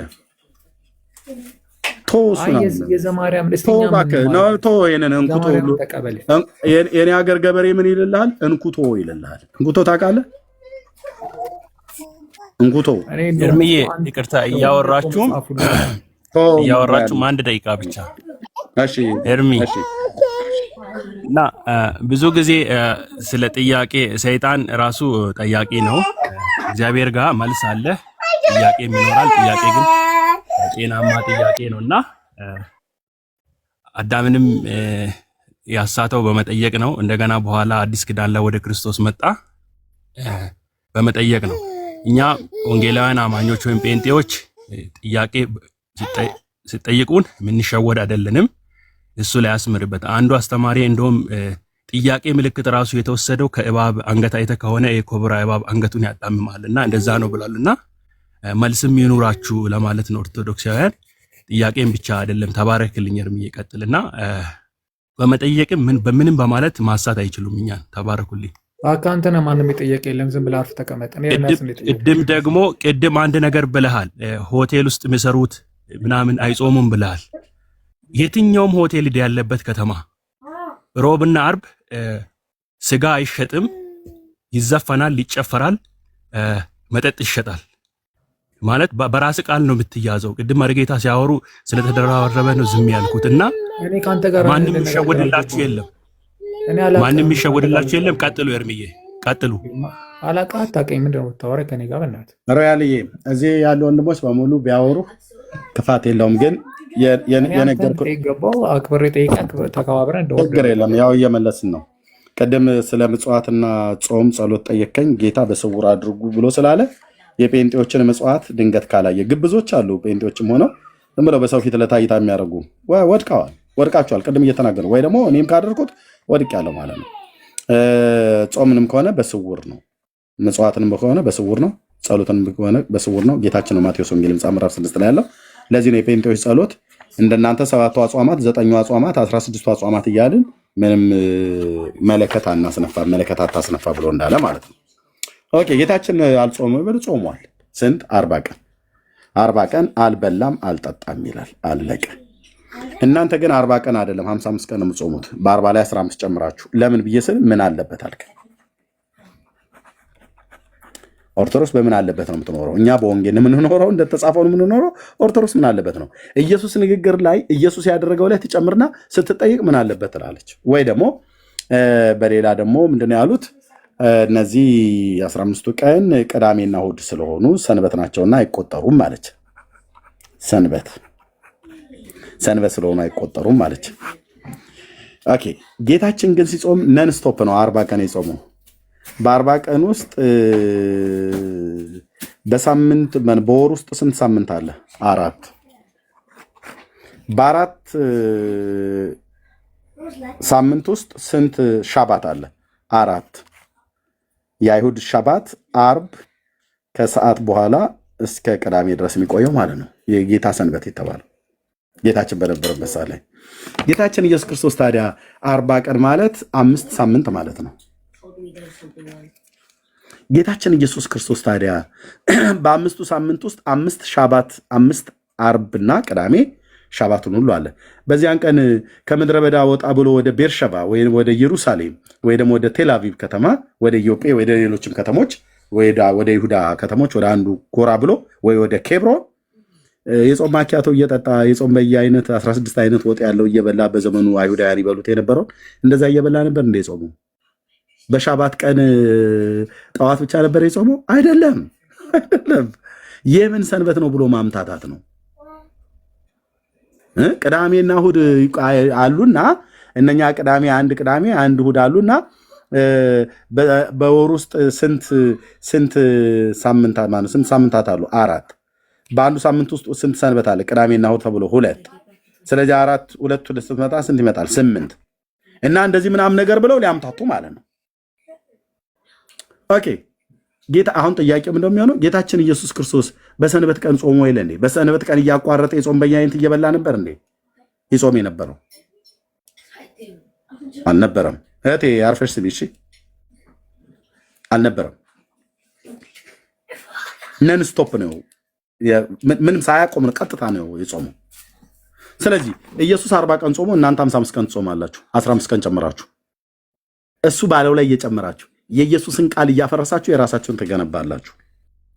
ኦኬ ሲጾምስ እሱ ምንም አልበላም አልጠጣም። ቆይ ልጨርስ። ማነው ጨማሪ ማነው ቀናሽ ያደረገ? አምላክ በደነገገው ጾሙ ድንጋጌን ሮያል አዋቂዎቹ በደንብ አድርጎ ፕሊዝ አንዳቸውም ፊት ለፊታችን ቀርበው ይሄንን ሊያስተባብሉ አይችሉም። 4 ነጥብ አይችሉም። እሱን ኦርቶዶክስ የሚታደጋታታ እየተዝረከረከች ነው በራሷ ትምህርት ማለት ነው። በ4 ነጥብ የተዘጋ ነው። ካለ ይምጠው ከተደብቀው አይደል የሚያዩት። ኦኬ ጌታችን 40 ቀን ጾመ። ሙሴ 40 ቀን ጾሟል። ልጹም ብሎ ሳይሆን ያው 40 ቀን። ኤልያስ 40 ቀን። ኦኬ ኤልያስ 40 ቀን፣ ሙሴ 40 ቀን፣ ጌታ ኢየሱስ 40 ቀን። አልበሉም አልጠጡም ማለት ነው በእነዚህ ጊዜያት። እነዚህ 2 ታላላቅ የብሉይ ኪዳን ነቢያት እና ጌታ የጾመውን እናንተ ግን 40 ቀን እንደው ቀኑ ቢያንስ ቀኑን እንኳን ብታከብሩለት ሌላው ቢቀር ይህንን አጥፍታችሁ 40 ቀኑን ብቻ እንኳን ብታከብሩ አይ ቢያንስ ቀኑን ጠብቀውታል ብለን እንላለን። እናንተ ቀኑንም አትጠብቁም። አንድ ሁለተኛ ቀኑም ላይ በ40 ቀን ውስጥ ምንም አልበላም ምንም አልጠጣም ይላል። እናንተ ግን ስንት ነገር የምትበሉት ሮያል። የኔ እኮ አሁን ጾም በሚደርስ ሰዓት ኢትዮጵያ በነበርኩ ሰዓት ላይ በጣም ቃሪያ ስለምወድ ይሄ ስንቅ ቃሪያ ሲልጆ ልጨርስ እንደዚህ አታድርግብኝ ኖ እንደዚህ አታድርግብኝ እንደዚህ አታድርግብኝ። ጨርሼ ልስጥህ አንተ በመደዳ ታወራለህ። ጨርሻለሁ ፕሊስ። እሺ ይቅርታ። አንተ የምትናገረው ለህዝብ እንዲሰማ እኔ ምን የምናገረው ለህዝብ እንዲሰማ ብዬ ነው። እኔ ይህን የጾም ጊዜ ነበር ናፍቅ የነበረው ኢትዮጵያ ውስጥ ወንድሞች እናቶቼ። የገጠር ልጅ ቃሪያ በጣም ነው የምወደው። ቃሪያ ማለት በእንግድነት ስመጣ እህቶች በደንብ ቃሪያ አዘጋጁ የትኛውም ሀገር ላይ እና ቃሪያና ጥሬ ስጋ ምናምን ነገር እወዳለሁ። እንደዚህ የእህል ወጥ ምስር ወጥ ምናምን ነገር እንደዚህ ክክ ወጥ እንደዚህ እወዳለሁ። ኦኬ እና ይሄ ሲልጆ ቃሪያ የሱ ፍትፍት ምናምን ነገር የሚባለው ነገር ከመውደድ የተነሳ እግሬ እስኪቀጥን ነበር ጥሩ የጾም በየአይነት ያለበት ቤት ሜድ የነበረው። ምክንያቱም አታገኝም የጾም በየአይነት። ያው ሽሮ ፈሰስ የሚባል ነገር አለ ከኢትዮጵያ ነቅሎ ከምድራችን ላይ ህዝብ ወጣት እንዲያልቅ የሚያደርግ የሽሮ ፈሰስ። የኢትዮጵያ ሴቶች ሽሮን እንድጠላው ያደረጉኝ ኢትዮጵያውያን ናቸው። ፓስታ እንድጠላ ያደርጉኝ የኢትዮጵያ ሴቶች ተደራጅተው በዓላማ በተለይ እንደኔ አይነቱ እንዲጠላ መኮሮኒ እንድጠላ ያደረጉኝ የኢትዮጵያ ሴቶች። ደጋግሜ ሄጄ የገባሁበት ሬስቶራንት ብዬ ባልኩበት ወደ ከተማ ስገባ የበላሁትኝ ብራዘር ሁለተኛ እንዳልበላ አድርገው ነው ያደረጉኝ። እግዚአብሔር ይላችሁ።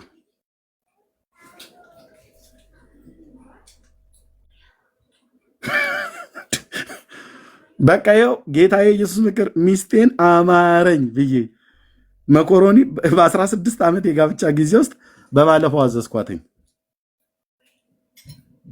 አይ ሩት እየታዩ እኔ በኢትዮጵያ ሴቶች ዳውን ብዬ ብል እኔ ነበርኩ መጀመሪያ ባንዲራ ይዤ የምወጣው። መኮሮኒ ፓስታ እና ሽሮ ፈሰስ የሚባል እንድጠላው አድርገውኝ ማለት ነው። የአዲስ አበባ ሴቶች በተለይ ተደራጅተው በማህበር በገባውበት ቤት ሁሉ በቃ ምንድን ነው አሁን የሽሮ ተውት በቃ እሱን ልለፈው እና ምግቡ የሚገኘው በዚህ በዓል ሲገባል ነው። ባጭሩ ተው፣ ሌላ መዘዝ አልሰበስብም ቤቴ ላይ ሪፖርት እንዳያደርጉ እህቶች። የጾም በየአይነት እኔ የምወደው ቃሪያ እንደዚህ ምስር ምናምን ነገር አልጫ ምናምን ቀርቀይ ምናምን ነገር ያለው የሚገኘው በአመት አንድ ጊዜ ወይ በአመት ሁለት ጊዜ ለገናና ለፋሲካ ነው። እና እናንተ እሱን እኮ ነው ቅርጥፍ አድርጋችሁ ሮያልዬ። በዛ ላይ ደግሞ ትዝ ይለኛል ቡናና ሻይ ህንፃ ሚኒስቴር፣ የቡናና ሻይ ሚኒስቴር ህንፃው ሜክሲኮ ያለው ማለት ነው። ሜርሲ ካፌ የሚባል ትዝ ይላችኋል? አሁን ሌላ ህንፃ ተሰርቶበታል እኔ ከመምጣቴ በፊት። በተለይ ከዚህ ከቡናና ሻይ ወደ ሜክሲኮ ወደ ነዳጅ ማደያው ጋር ትሄዱ ስትሉ ኮርነር ላይ አንድ አሳ ቤት ነበር ብራዘር። የትንሽ የህፃን ልጅ እግር የሚያህል አሳ ነው አምጥተው የሚያስቀምጡት። እዛ ቤት ይመጣ ከአርባ ምንጭ ነው ብለው በዓላማ ሄጄ ያኔ 50 ብር ነበር ይሸጥ ነበር። ጨርሻለሁ። ይኸው ልሰጥ ነው ይሄን ተናግሬ ይሰጣል። 50 ብር ነበር ይሸጥ ነበር ያኔ ውድ ሆኖ። ያንን የማገኘው በፋሲካ ነው ወይ ለገና ነው።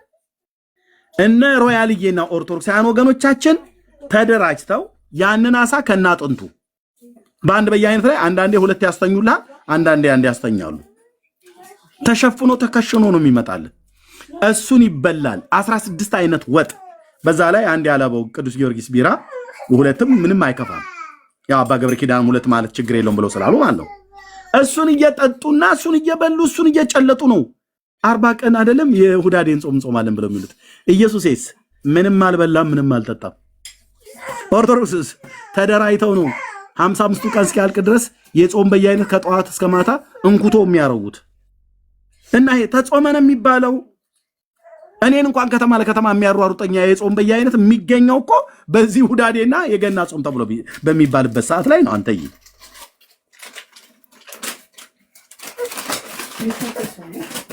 ይህንን ሁሉ ጾም በየአይነት የጾም ማኪያቶ እኮ አላችሁ። የጾም ቅቤ አለ። ምንድነው ያ የጣሳው ቅቤ የሚባለው ማለት ነው። የጾም ገንፎ አለ። ገንፎ ጾም በሌለው ቅቤ እየተባለ ማለት ነው። በጣም ተስማሚ የሆነ ሻኖ ለጋ ነው ምናምን ነገር ብለው የሚሉት የነበር ቅንጬ ብለህ ብትል አለ። ኢየሱስ ያንን እየበላ ነው ወይ? የጾም ቅንጬ፣ የጾም ገንፎ፣ የጾም ማኪያቶ ሐዋርያቱ እነዚህ ነበር የጾሙ የነበሩት ብለን ስንል የለም። ታዲያ አባቶቻችን ባላደርጉበት እኛን አድርጉ ብላችሁ እዛው ራሳችሁ ተወጡት። ስንጠቅስ እንኳን ለቀኑ ምን አለበት ነው ብላችሁ ምትሉን። ኢየሱስ እየበላ ሳይሆን እንደናንተ የጾመው ሳይበላ ሳይጠጣ ነው። ምንም አልበላም ምንም አልጠጣም ማለት በአፉ የገባ ነገር የለም። ከ40 ቀን በኋላ ነው የበላ የጠጣው። ሪያልዬ ደግሞ ታውቀዋለህ። በቀን 3 ጠዋት የጾም ቅንጬ ትበላለህ፣ የጾም ገንፎ ትበላለህ፣ ወይ የጾም ጨጨብሳ በደንብ አድርገው ካፌ የምትሄድ ሁሉ አለ። አሁን ቀን ላይ ደግሞ የጾም በየአይነትን አሳሩን ታሳየዋለህ። ማታም ደግሞ የሆነ ነገር በልተህ ትተኛለህ። ኢየሱስ እንደዚህ እየነበር ላውራበት ይኸው ሰጥቻለሁ። አላስችላለሁ። የፈለኩት ነገር ምንድን ነው መጠየቅ የፈለኩትን ገብቼ ጠይቄያለሁ። ሁለተኛ ደረጃ ፕሮቴስታንት ጾም እንደማያውቅ የታወቀ ነው። ምንም አንተ እንደዛም እንደዚህም ብትለው ምንም እኛ አሁን እንደዚህ አሳ ምናምን ሽሮ ምናምን ብትለንም ኦርቶዶክስ ክርስቶስን አስባ ትጾማለች። በአመት ሙሉ ክርስቶስ ሮብ እንትኖች ያሴሩበት አርብ የተሰቀለበትን ሮብና አርብን ሁልጊዜ ታስበዋለች። ዞሮ ቅድም ደግሞ ኮመንት ላይ እዚህ እናንተም እያሴራችሁበት ነው ሮብ የምትጾሙት? ኖ እናስታውሳለን። እነሱ ስላሴሩበት ነው ብለን ብትለኝ ምን ለማድረግ ነው እናንተ የምትጾሙት? እናንተ ምን ለማድረግ ነው? እነሱ ስላሴሩበት ነው። እናንተ ምን ስላሉ?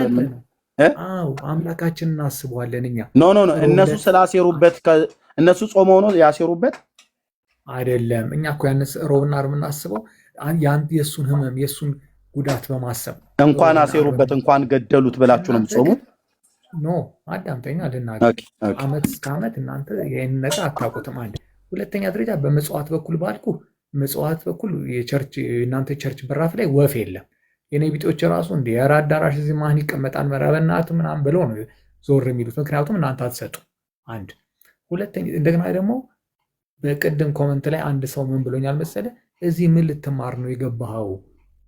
ምን ልትማር ነው የገባኸው ብለሽ የሆነ ሴት ጽፈሽልኛል። እኔ ማወቅ ስለምፈልግ ነው።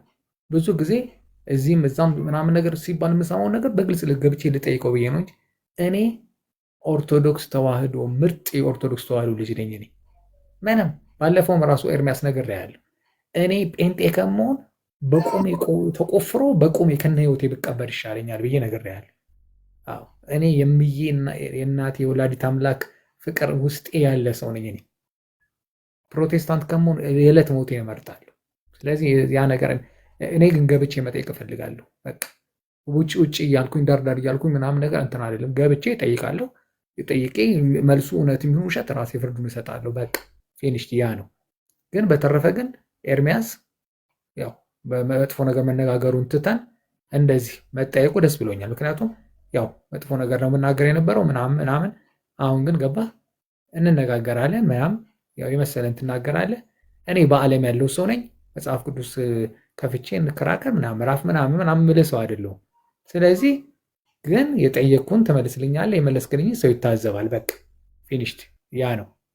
እና በተረፈ ግን ሌሎች ገብታችሁ ደግሞ እንደዚህ የምትሉ በማያገባችሁ አትግቡ። እኔ እሱ ልጠይቅ ነው የገባሁትኝ። እሱ መልስ ይሰጠኛል፣ ከዛ ወርዳለሁ ማለት ነው። ስለዚህ እኔ አንተ የምጠይቅህ ፈቃደኛ ከሆንክ ከሚያውቁት ጋራ እኛ እንማርበት። እንደነዛ ማርያም አይነቶቹ ጋር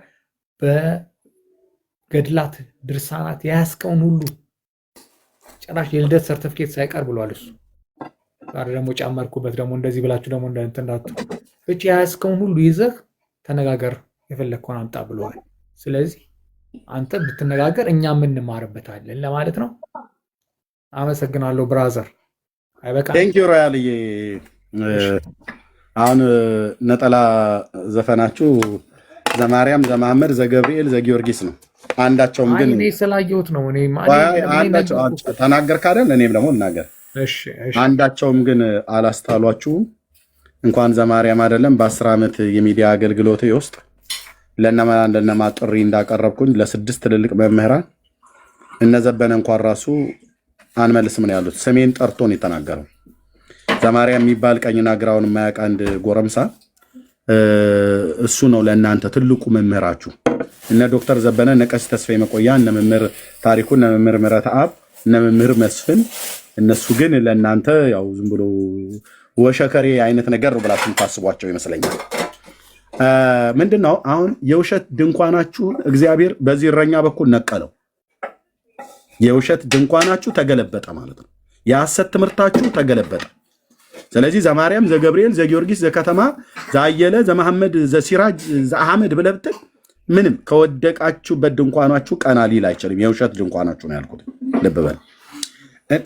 ከኢየሱስ ክርስቶስ የጾም ጸሎትና ጌታ ካስተማረው ትምህርት ላይ እድል ስጠኝ ላውራ ብለህ ያልከኝ ያወራው በቃ ይሄው ነው። እኔ ግን አሁን ስለ አንድ ጢማም ወንድ ለማውራት እድል የለኝም፣ ጊዜም አልሰጠውም። ምክንያቱስ ንቄ ትቼዋለሁ። ዘለፋማ እናቁ ኖ ብራዘር፣ ንቄ ትቼዋለሁ ነው ያልኩት። ዘልፈኛለህ ብለህ አይደል እንዴ? ንቄ ትቼዋለሁ ነው ያልኩት። አንተን አልዘለፍኩም፣ ንቄ ትቼዋለሁ ነው ያልኩት። ሮያል አንተን አልዘለፍኩም፣ ንቄ ትቼዋለሁ ነው። እንደገና እንደዛ ትሆናለህ ብራዘር። ንቄ ትቼዋለሁ ብዬ ማለት ምን እንደው ታቦት ይቀረጽለት ብዬ እንድልህ ነው እንዴ? እኔ ስለ ኢየሱስ አወራሁ። አድምጠኝ። እኔ ስለ ኢየሱስ አወራሁ። አንተ ዘማርያም፣ ዘከተማ፣ ዘመሐመድ ነው ብለህ የምትለው በቃ ያው ቀረበ። እኛም እንማርበት ነው ብራዘር። ሄደህ ከፈለክ እሱ ጋር ተማር። ኦኬ፣ እሱ ጋር ተማር። እኔ ስለ ኢየሱስ አውርቼህ አቁሞ እድል ስጠኝ ብለህ ያልከው ስለ ዘመሐመድና ስለ ዘማርያም ነው የምታወራው። ያው ዘመሐመድ፣ ዘማርያም ማለት ነው። ሁለቱም አንድ ስለሆነ ያለው እኔ እኮ ድብን ብዬ ዓለም ውስጥ ያለው ሰው ነኝ እኔ እኮ። ተው ታዲያ እሱ ለአንተ የሚጠቅም ታዲያ ለአንተ የሚጠቅምህ ስለ ዘማርያም ስለ መሐመድ ማውራት አይደለም። ለአንተ የሚጠቅምህ ስለ ኢየሱስ ማውራት ነው። ለእኔ የሚጠቅመኝ ስለ ኢየሱስ ስለ ጌታዬ ማውራት።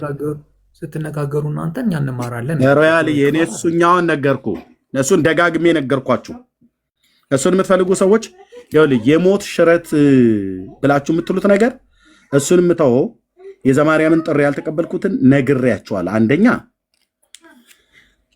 ተነግሯችሁ አይገባችሁም ብዬ ካልኩ ስድብ ነው ብለህ ትለኛለህ። ነገርኩ እኮ ብራዘር፣ ደግሜ ልንገራችሁ። ዘማርያም፣ ዘመሐመድ ብላችሁ የምትሉት ኦኬ፣ ያልተቀበልኩበት ምክንያት 3 ነው። እሱ ምንድነው? እኔ ለብዙ ዘመን ጥሪ ሳቀርብ አንዳቸውም አልመለሱልኝም ነበር። ቅድም የጠየቁት ዶክተር ዘበነ ምናምን ነገር መምህር መስፍን መምህር ምረታ ማለት ነው አልመለሱ። ዘበነ ብቻ ወጥቶ መለሰ። ሃይማኖትን ትኖርበታል እንጂ አትከራከርም ብሎ ስሜን ጠቅሶ ማለት ነው። ከፈለክ ቪዲዮ አሳያለሁ። አይተዋልም፣ ሳሳይም ሰምተሃል። አንወያይም አሉ። በቃ ግዴታ ነው እንዴ አይደል? በቃ ተውኩት። ከዛስ እነ ወደ ቲክታክ ስመጣ አክሊል አቀረበልኝ፣ ተቀበልኩት እና ሰረዘው። በታቦቱ አልኩት በአዲስ ኪዳን ታቦት ካልሆነ በስተቀር በብሉይ ኪዳን ታቦት አላወራም አለ። ህዳር 21 ቀን ግን መቼ ነው የሚሆነው? መቼ ነው 21? ዛሬ ቀን ስንት ነው ኢትዮጵያ? ህዳር 21 እንገባበታለን። በሱማ ርዕስት ላይ ታያላችሁ። ህዝቡ እየነቃ ስለሆነ ማለት ህዳር 21 መቼ ነው የሚውለው? መቼ ነው የሚውለው? ዛሬ 16 ነው። ኦኬ ከ5 ቀን በኋላ ማለት ነው። ከ5 ቀን በኋላ ህዳር 21 ሙሴን ርእያ ሀገረ ቅድስት እየተባለ የሚዜመው በጽዮን አክሱም ማለት ነው። የእግዚአብሔር የቃል ኪዳኑ ታቦት 27 ነው 16 ነው ምንም ታወሩት 17። እሺ ቴንክ ዩ። ስለዚህ ከ4 ቀን በኋላ ማለት ነው የሙሴ ታቦት ወደ ኢትዮጵያ መጥቷል ተብሎ የሚባለው ውሸት አደባባይ ላይ ይከብራል። ውሸት ነው አደባባይ ላይ የሚከብረው። ልብ በሉ። በዚህ ጉዳይ ላይ እሱ ጥሪ ያቀረበልኝ ተቀበልኩትኝ፣ ሰረዘው። አክሊለ ማለት ነው አቀረበልኝ፣ ሰረዘው። አልወያይም ማለት ታውኩት። ልደተ ቃል በመስቀል አቀረበልኝ እና ተቀበልኩት፣ ሰረዘው በራሱ ማለት ነው። ይሄኛውም ሰረዘው ታውኩትኝ። ፈለገ አቀረበልኝ በስድብ በፉከራ በቀረርቶ ማለት ነው። ተቀበልኩት፣ መጣ። ውጤቱን አይታችሁታል። ውጤቱን ስላያችሁት አናገርም። ኦኬ ደምረው አቀረበልኝ፣ ተቀበልኩት። ዘማርያም ሰርዝ አለው። ሰርዝ ብሎት እሱ ቤት ገብቶ ነገረ ማርያምን ሲያወራ ነበር። እኔ ሲሳይ ቤት ስጠብቀው ዘማርያም ብላችሁ የምትሉት ሰውዬ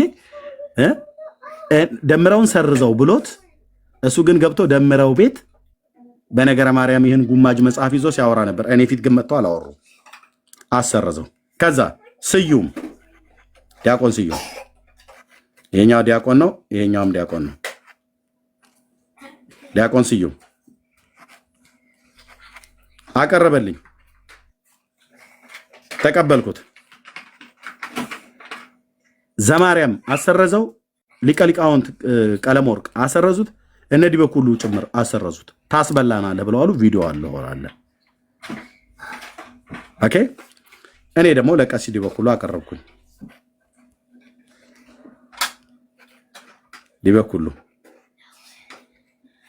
ኦኬ አቀረብኩኝ። በዚህ ሰዓት ላይ ለቀሲስ ዲበኩሉ ያቀረብኩትን ጥያቄ ዳይቨርት እንዲሆን አድርጎ ዘማርያም ተኝቶ ሸረሪት አድርቶበት ካበቃ በኋላ ብቅ አለና እኔና ከእንቅልፉ እንደነቃ ባልታጠበ ፊቱ መጥቶ ዲቤት ጥሪ ጠርቻለሁ አለኝ። እነዚህ ሁሉ ወንድሞቹ እያቀረቡ እየሰረዙ እያቀረቡ እየሰረዙ እያቀረቡ እያሰረዟቸው እያቀረበ አቅርቦ ተቀብሎ መጥቶ በአደባባይ ሲቀጠቀጥ አሁን ብቅ አለልና ለቀሲስ ዲበኩሉ ጥሪ ሳቀርብ የለም ከኔ ጋር ማውራት አለብህ ብሎ ቀሲስ ዲበኩሉን እንዳትቀበሉ አላቸው። ዘማርያም ጥሪው እንዳትቀበሉ የኔን ተቀበለኝ። ከዛስ ከአይጡ ከጉርጡ ተብሎ እንደሚባለው 15 ሰው የዲቤት ጥሪ ያቀረበልኝ ጭምብል ከለበሰው ታናሹ ከሚባለው ሰውዬ ጋር ጨምር ማለት ነው። 15 ሰው ባልቴቱን የቀረው ሊበሉኝ አልኩ። ለምን በል ይሄ ቀን የተረገመ ቀን ነው። ከፈለገ ጋር ለኦርቶዶክስ አቤት እኔ አንድ ጥያቄ አለ ለሮያል ራሱ ለምን ዘማርያም ዲቤት እንትን አይለውም? አይገጥመውም ነው? አዎ ለምን መሰለህ አንድ ሁለት ጥያቄ ልስጠውና እነዛን ጥያቄዎች ከመለሰለት የእውነት በጣም የማልክ እንደሆነ ዘማርያም ይገባዋል። እየሰማኝ ነው ሮያል? እንኳን ደህና ቀጥሉ። እራት ልብላ በዛው ቀጥሉ። እሺ አለ ሮያል አለው። እንዴት ነው ወንድማችን? ሰላም ነው ወይ? ሰላም ነው እግዚአብሔር ይመስገን። አንድ ሁለት ጥያቄ ልስጥህና ያው ስትሰማው ጥያቄው ለአንተም ሊያስደነግጥ ይችላል። እሱም ስትነግረው ምንም ያስደነግጥ ነገር የለም። እስቲ ካልደነገጥ እንግዲህ አብረን እናያለን። እንግዲህ እሱም ስትነግረው ይደነግጣል አይደነግጥም ታያለህ። እኔ አሁን ስለ ድንጋጤው ላወራ ሳይሆን በአንተ ልክ የሚሞገት ሰው ነው እሱ። በአንተ ልክ ዲቤት የሚደረግ ሰው ነው። በኤርሚ ተው አባቴ ኖ ለእንትን ለማለት አይደለም ወዳጄ።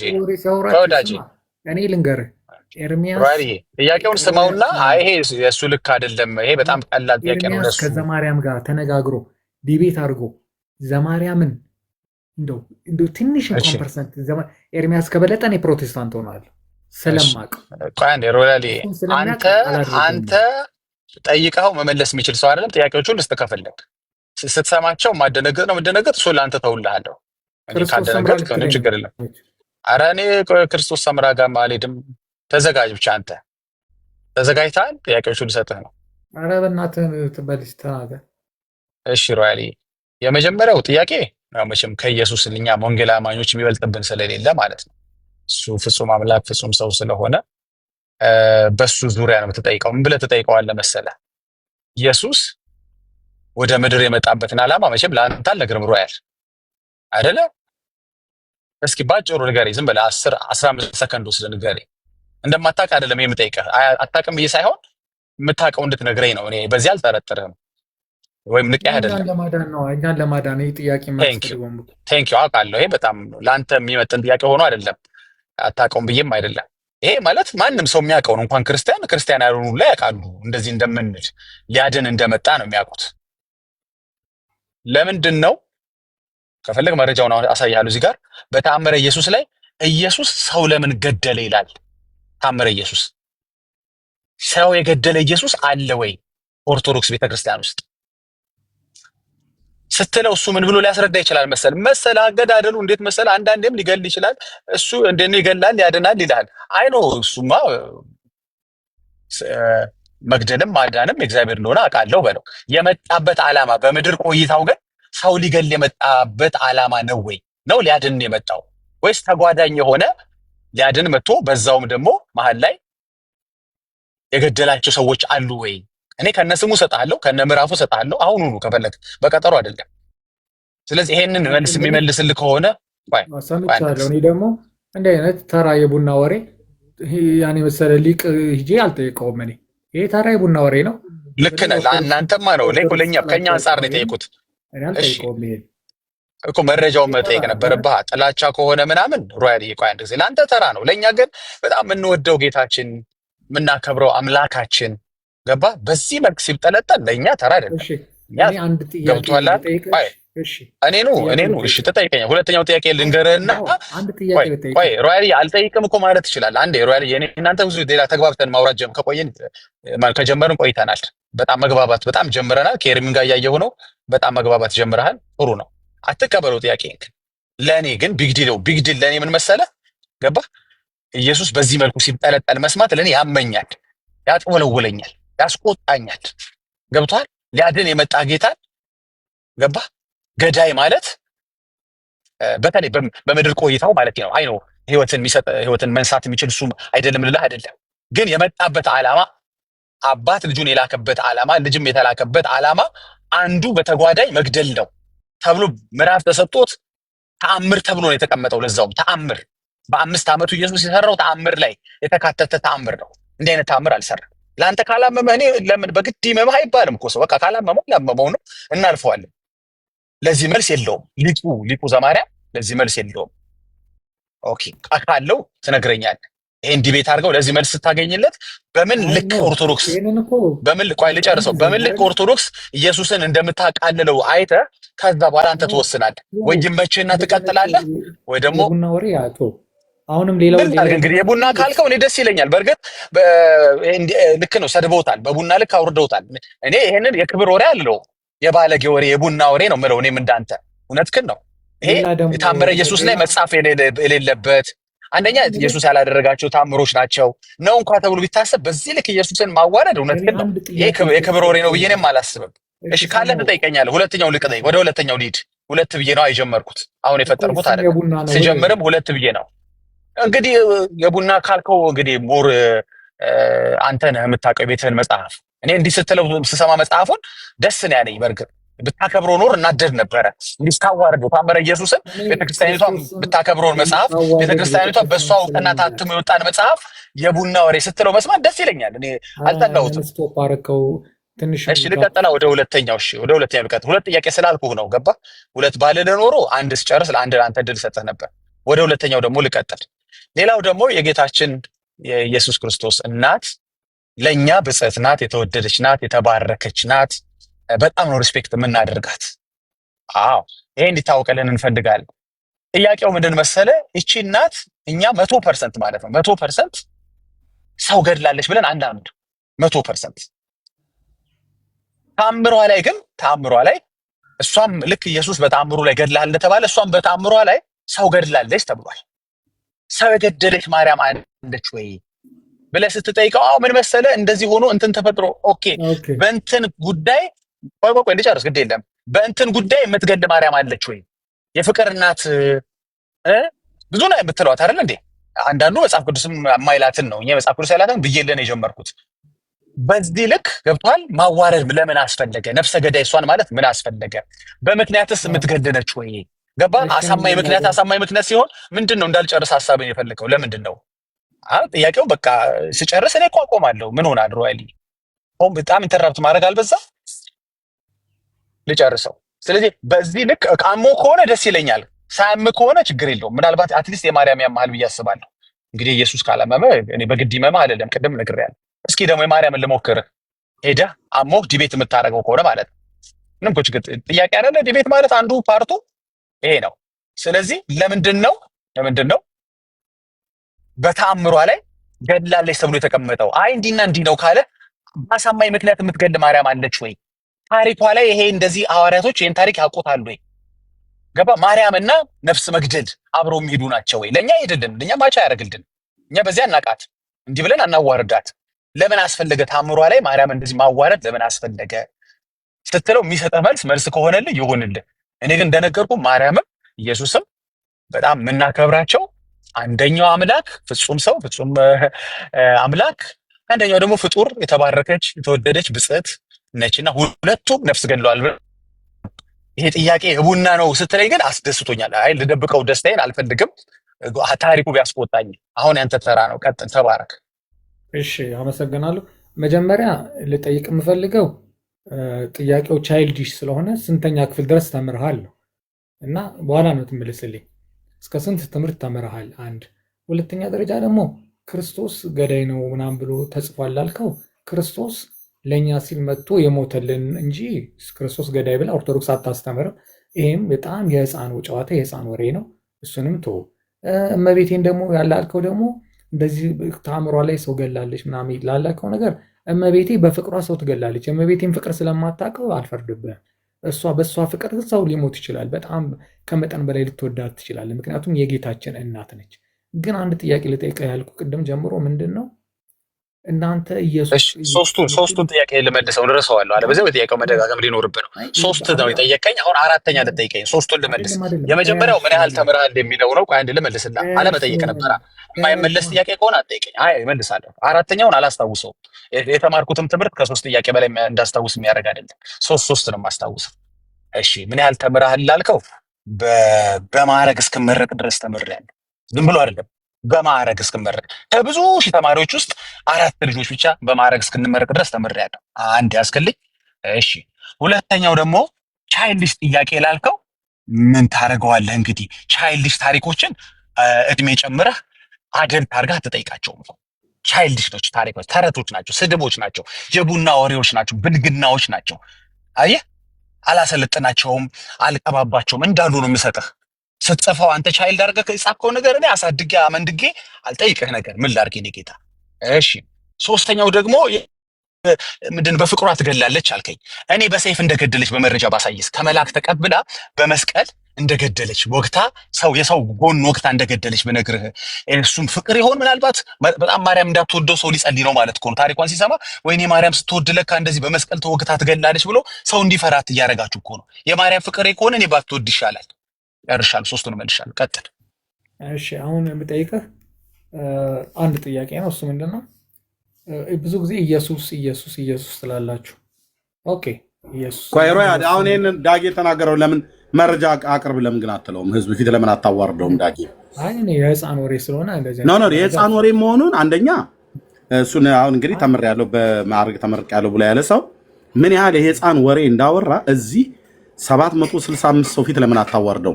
መረጃውን አቅርብ በለው። ኖ ዳጊን መረጃውን አምጣ፣ ሁለቱንም መረጃውን አምጣ በለው።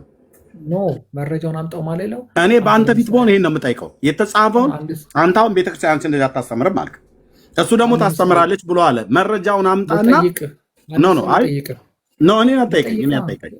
እሱን ለምን አትጠይቀውም ነው ብዬ የምልህ ከእሱ ጋር አውራ። እኔ ደግሞ አሁን ለምሳሌ አንድ ሰው መጥቶ አንተን እድሜ 80 ነው ቢልህ የልደት ሰርተፍኬት ላሳይ ትለዋለህ? አትለውም። ምክንያቱም እንደማይሆን የታወቀ ነው። በቃ ተወዋል። ያን እንደዛ አልፈዋለሁ። ንቅ ያልማልፎ ጥያቄ ነው ግን ስለዚህ አሁን መጽሐፉ ላይ አልተጻፈም አይደለ? እሱ ያወራው ሁሉ ጊዜ ግን አንድ ጥያቄ አለኝ። ቆይ መጽሐፉ ላይ አልተወራም አይደል? የምጠይቀን መልስልኝ። ዳጊ ዝም ብሎ የቡና ወሬ ነው አይደለ ያወራው? አሁን ይኸውልህ እሱን ከፈለጋችሁ እኔ ስወጣ እንደፈለጋችሁ አውሩት። ኖ ለምን ትወጣለህ? ማርያም ሰው ገላለች ብሎ ዝም ብሎ ነው የቡና ወሬ ነው የቻይልድ ወሬ ነው አይደል ያወራው ዳጊ? ኢየሱስም ገሏል ብሎ ሲል የቻይልድ ወሬ ነው አይደል? ይሄንን የቻይልድ ወሬ ቆይ አድምጠኝ። ይሄንን የቻይልድ ወሬ ዳጊ ያገኘው ከራሱ አፍልቆ ከሆነ ወይ ከኦርቶዶክስ አግኝቶ ከሆነ ከኦርቶዶክስ ካገኘ መረጃውን አምጣ በለው። ከራሱ አፍልቆ ከሆነ እዚሁ ለምን አታዋርደው? እሺ አንድ ላይ ተያያዥ አንድ ጥያቄ አለኝ ብዬ እኮ ቅድም ኖ ለምን አታዋርደውም? እዚሁ ነው ብዬ የምልህ መረጃ በማሳጣት ለምን እንደዛ አታረጉ? እኔ አንድ ጥያቄ ልጠይቅህ ይፈልጋል። እሺ አንዴ ጠብቀኝ። እኔ ጋር አሁን አድምጠኝ ነው እኔ ጋር አሁን እዚህ ላላችሁ ሰዎች የቻይልድ ወሬ ያለው ራሱ ሮያል ነው። ተረት ያለው ራሱ ሮያል ነው። ተቀበለኝም እቀበልሃለሁ። ፕሊዝ እንቀበላለን። አውርቼ ልጨርስና እሰጥሃለሁ። ኦኬ 2 ደቂቃ ወይ 1 ደቂቃ ነው የማወራው። ዳጊ ያቀረበው መረጃ ታምረ ማርያም ላይ 1 ቦታ ብቻ አይደለም 2 ቦታ አይደለም 3 ቦታ ሰዎችን እንደገደለች እናሳያለን። ስትፈልግ በርግማን፣ ስትፈልግ ከመላእክት ላይ ጦር ተቀብላ የመስቀል ምልክት ባለው ጦር እየወጋች ስትፈልግ ሰዎችን ታገዳድላለች። ኦኬ እና ልቦናችንንም ያነሳሳችው ያ በበረሃ የሚኖረውን ሰውዬ ለመግደል ልቦናችንን ያነሳሳች እመቤታችን ማርያም እንደሆነች አወቅን ብሎ ሙሉ ጭምር ይላል። የሰውን ልቦና ሁሉ ጭምር ታነሳሳለች ለመገዳደል። ኦኬ በተለይ መግደልና ይሄ ከወንድ ብልትና ከሴት ብልት ጋር በተገናኘ ታምረ ማርያም እንዳለ ነው የሚያወራው። እንደዚህ አይነት ነውር ማለት ነው። ኦኬ ስለዚህ ዳጊ ዝም ብሎ አይደለም የተናገረው። መጽሐፉ እጄ ላይ አለ። 1 አይደለም 2 አይደለም 3 አይደለም 4 መጽሐፍ አለ እጄ ላይ። ኦኬ ዳጊ ዝም ብሎ አይደለም ማለት ነው የሚያወራው። ኦኬ ታምረ ማርያምም ላይ ኢየሱስ ሰው ገድሏል ብሎ የሚል በ5 ዓመቱ በ7 ዓመቱ እያለ ህፃናትን በየስፍራው ነው የሚጨፈጭፈው የነበረው የኦርቶዶክስ ኢየሱስ የተባለው ማለት ነው። ይህንን መጽሐፍ ነው የቻይልድ ወሬ ነው ብሎ ያለው ማለት ነው። ያ ኦርቶዶክስ የቻይልድ ወሬ ነው ማለት ነው። በቀይ ቤተክርስቶስ እኛ አይደለንም ያልነው ሮያል ነው ያለው። የቻይልድ ወሬ ነው ተረት ነው ብሎ ያለው ሮያል ነው። ጥሩ ብለዋል። ግን መጠየቅ ነበረበት ዳጊ ብዬ ስልህ የማትጠይቀው ለምን እንደሆነ ታውቃለህ? እዚህ ያለ መረጃ ዳጊ እንደማያወራ አስረግጠህ ታውቃለህ። እያንዳንዳችሁ ታውቃላችሁ። ለምናወራው ነገር ሁሉ ተጠያቂነት እንዳለብን እኛ እናውቃለን። ስለዚህ ያለ መረጃ ትጠይቃለህ አልኩህ። አየህ አንተ ኢንተራፕት አሁን ለ3ኛ ጊዜ ኢንተራፕት አደረገኝ። ስለዚህ እዚህ የሚመጣውን መረጃ ስለማትችሉት አትልም ቤተክርስቲያን አልክ። ታምረ ማርያምና ታምረ ኢየሱስ በሚባል መጽሐፍት ላይ ይኸው ስራ ያለ አሁን በገልጣው የሚያወጡት ጋራ አላወራም ትላለህ። እኛ ደግሞ ልንጠይቅ የምንገባውን ደግሞ መረጃ በቃ አሁን መቀጠል ትችላላችሁ። ከዳጊ ጋር መቀጠል ትችላላችሁ። ዳጊ ይቀጥሉ። አይ ኤርሚ ምን ቀጠል ነው? ጨረስን እኮ እኔና ሮያል እኮ ዲቤት የምናደርገው አሁን ቀጠሮ ብቻ መያዝ ነው የሚጠበቅበት። ቀኖች እንግዲህ ተነጋገሩና ጠይቅ ሮያል ጠይቅ። ብዙ ጊዜ ኢየሱስ ኢየሱስ ኢየሱስ ትላላችሁ እና የእናንተ ኢየሱስ ከዱቄቱ ጋር ከዘይቱ ጋር የመጣው ኢየሱስ ነው ወይስ ከዛ በፊት የነበረው ኢየሱስ ነው? ምክንያቱም ከዛ በፊት የነበረው ኢየሱስ ኦርቶዶክስ ይዛት ካብራራውማ አንተው ልትመልሰው ነው። እኛ እንመልሰው ጠይቀሃል፣ ልንመልስልህ። የኛ ኢየሱስ አዎ ከዱቄቱና ከዘይቱና ቀነስከው ልብስም አለ ከልብሱ ጋር የመጣው ነው። ይሄ ሰጥቶ ፍቅር አሳይቶ በተግባር ፍቅር የሚያሳየው ኢየሱስ ነው። ልክ ነህ። ዘይት ሰጥቶ ለተራባ አብልቶ ለተጠማ አጠጥቶ ለታረዘ አልብሶ ወንጌል የሚሰብከውን ኢየሱስ ነው። አይደለም ኖ መልሴኛ ነው መልሴኛ ነው። መልስም አትመልስም አንተ። ይሄ ነው መልሱ። በቃ ፈረንጆቹ ከሰልባት ጋር የመጣው ኢየሱስ ነው ወይስ የድሮ ነው? ጦት የማይጠባ መሆኑንም ንገረው። ጨምሩልኝ። ጦት የማይጠባ መሆኑንም ንገረው። አንተ እንኳን ዝም በል አንተ ቅሌት፣ አንተ ትልቅ ሰው አይደል? ዝም በል። የቀብር ስርዓት አስፈጻሚ ያልሆነው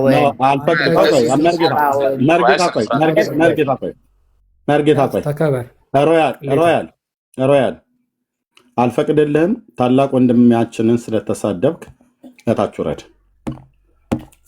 ኦኬ እታች ውረድ። ብታውቅ ኖሮ እግሩን እያጠብክ የምትማረው የሚያስተምር መምህር ነበር መርጌታ። ስለሰደብከው ነው ያወራን። እኔና ዳጊም መሳደብ ስላለ ኦኬ እግሩን እያጠብክ እኮ አልኩ። እግሩን እያጠብክ ትማር ነበር ቁጭ ብለህ። ብትፈልግ ቅኔ፣ ብትፈልግ አቋቋም፣ ብትፈልግ ቅዳሴ፣ ብትፈልግ መጽሐፍ ትርጓሜ። ኦኬ ይሄን ነው ኤርምዬ ሊቀ ሊቃውንት ሲለው እኮ ገርሞኝ በጌታ በየ ብቻዬን እንዴት እንደሳቁ በእውነት የአብነት ትምህርት እንኳ ገብቶ ማያቅሰብ በሰንበት ትምህርት ቤት ሰንበት ተማሪ ነው ዲያቆን ያለው እና ገርሞኝ ብቻዬን እየሳቁ ወይች ቤተ ክርስቲያን እያልኩ በእውነት ቆዳውን አለስልሶ እኮ ጥሩ መስሎ ነው የሚጠይቀው። ግን ቅድም እኔ ብያለሁ እኮ እባብ ማሳት ነው ስራ፣ መጠየቅ ነው ስራ ብያለሁ። ከአንዴ የተከበረን ሰው እንደዚህ ለመሳደብ አፉን ይከፍታል። እግዚአብሔር ምሕረት ያርግለት። በጣም ተባረኩ። ቅድም ተመቼ ጥያቄ ምልክት ያልካትን ይዣታለሁ። ባይተው ያዙ ጥያቄ ምልክት ከዛ ነው የተወሰደው። ከእባብ ኮብራ እባብ የሚባለው አንገቱን ቀና አድርጎ ያጣምማልና ከዛ ነው የወሰደው ይባላል። ጠያቂ ነው የሚጠይቀው ጥያቄ እንደው ኖርማል አይደለም። ያው የሰይጣን እንደምታውቁት ኖርማል ሆነ እኮ የሚገርመው መሰለ ሁሉ ጊዜ እዚህ ቤት አይተህ እንደሆነ ኦርቶዶክስ መልሳላት ብሎ ይገባሉ። መልሳላት እሺ ግባ እንለዋለን። ከዛ በኋላ ዛሬ ርዕስ አድርገን የገባ ነው እያወራን መሀል ላያችን ላይ አይደለም እኔ ሁለት ጥያቄ ያለኝ ይለዋል። እንዴ ኦርቶዶክስ መልሳላት ብለህ ገብተህ ሁለት ጥያቄ ያለኝ ሶስት ጥያቄ ያለኝ የምትሉት ምንድን ነው? እና ልክ ናድ ነው። በጣም ዛሬ ገባኝ። ምክንያቱ የኮብራው ችግር ነው። እሺ ቀጥል ወንድማችን። ቅድም ደግሞ መርዬ ስለ እነዚህ መተተኞች፣ ሟርተኞች፣ ሴተኛ አዳሪውም ሁሉም ይጾማሉ እኮ ስለ አይጾሙም አለ። ኢቭን አይደለም እነዚህ መጠጥ ቤቶች፣ መሸታ ቤቶች ስጋ የሚሸጥባቸው ስጋ ሮብና አርቧን ስጋውን አይሸጡም፣ ግን መጠጥ፣ ጭፈራው፣ ዳንኪራው ሁሉ ነገሩ አለ። ይሄ በሙሉ ኢትዮጵያ የታወቀ ነው። አረ በጋ በዛው ራሱ ጾም የተባለው ጾም እኮ ፕሮቴስታንት ወይም ወንጌላውያን አይጾም። ጾም የተባለው ራሱ ሳይፈታ አይጾም ይላሉ። ጾም የሚባለው ሳይፈታ እኮ በዛው በመጠጥ ቤት እኮ የሚሰሩ እህቶቻችን፣ ኢትዮጵያውያን እህቶቻችን የኦርቶዶክስ እምነት ተከታይ ሆኑ መስቀላቸውን አንገታቸው ላይ ያሰሩ ወተትና እንቁላል ጾም ነው ብለው የራሳቸውን ስጋ ግን እየሸጡ ነው የሚኖሩት። እሱ ጾም አይደለም። ትክክል።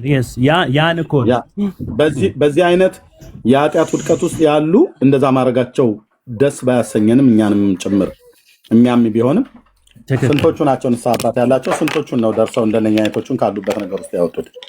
ከወተት ያጾሟቸዋል፣ ከእንዲህ አይነት ግን አያጾሟቸውም። የእነሱ መጠጥ ቤት ነው የተከፈተው።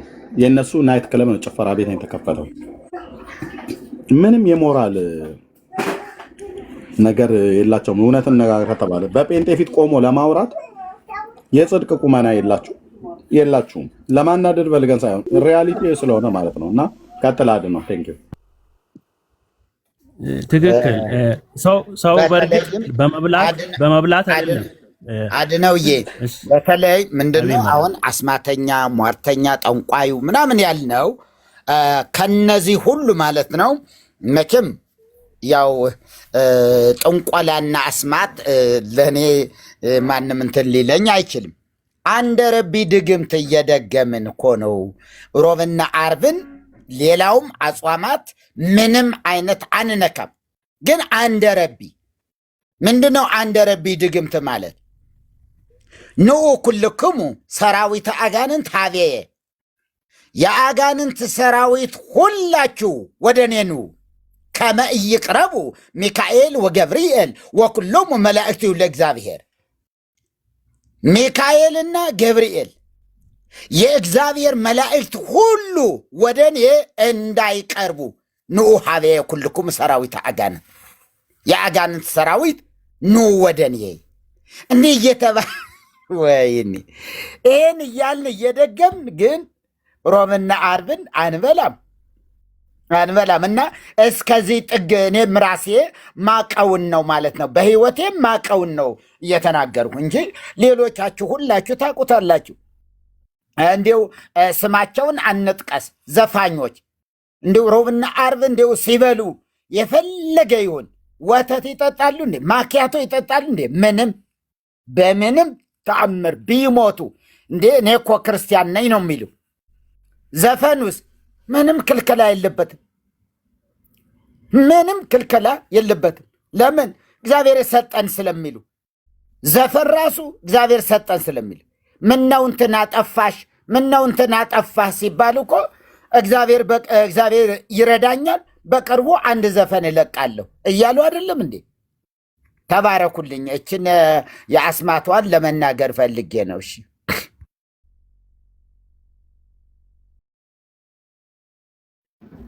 ተባረኩልኝ።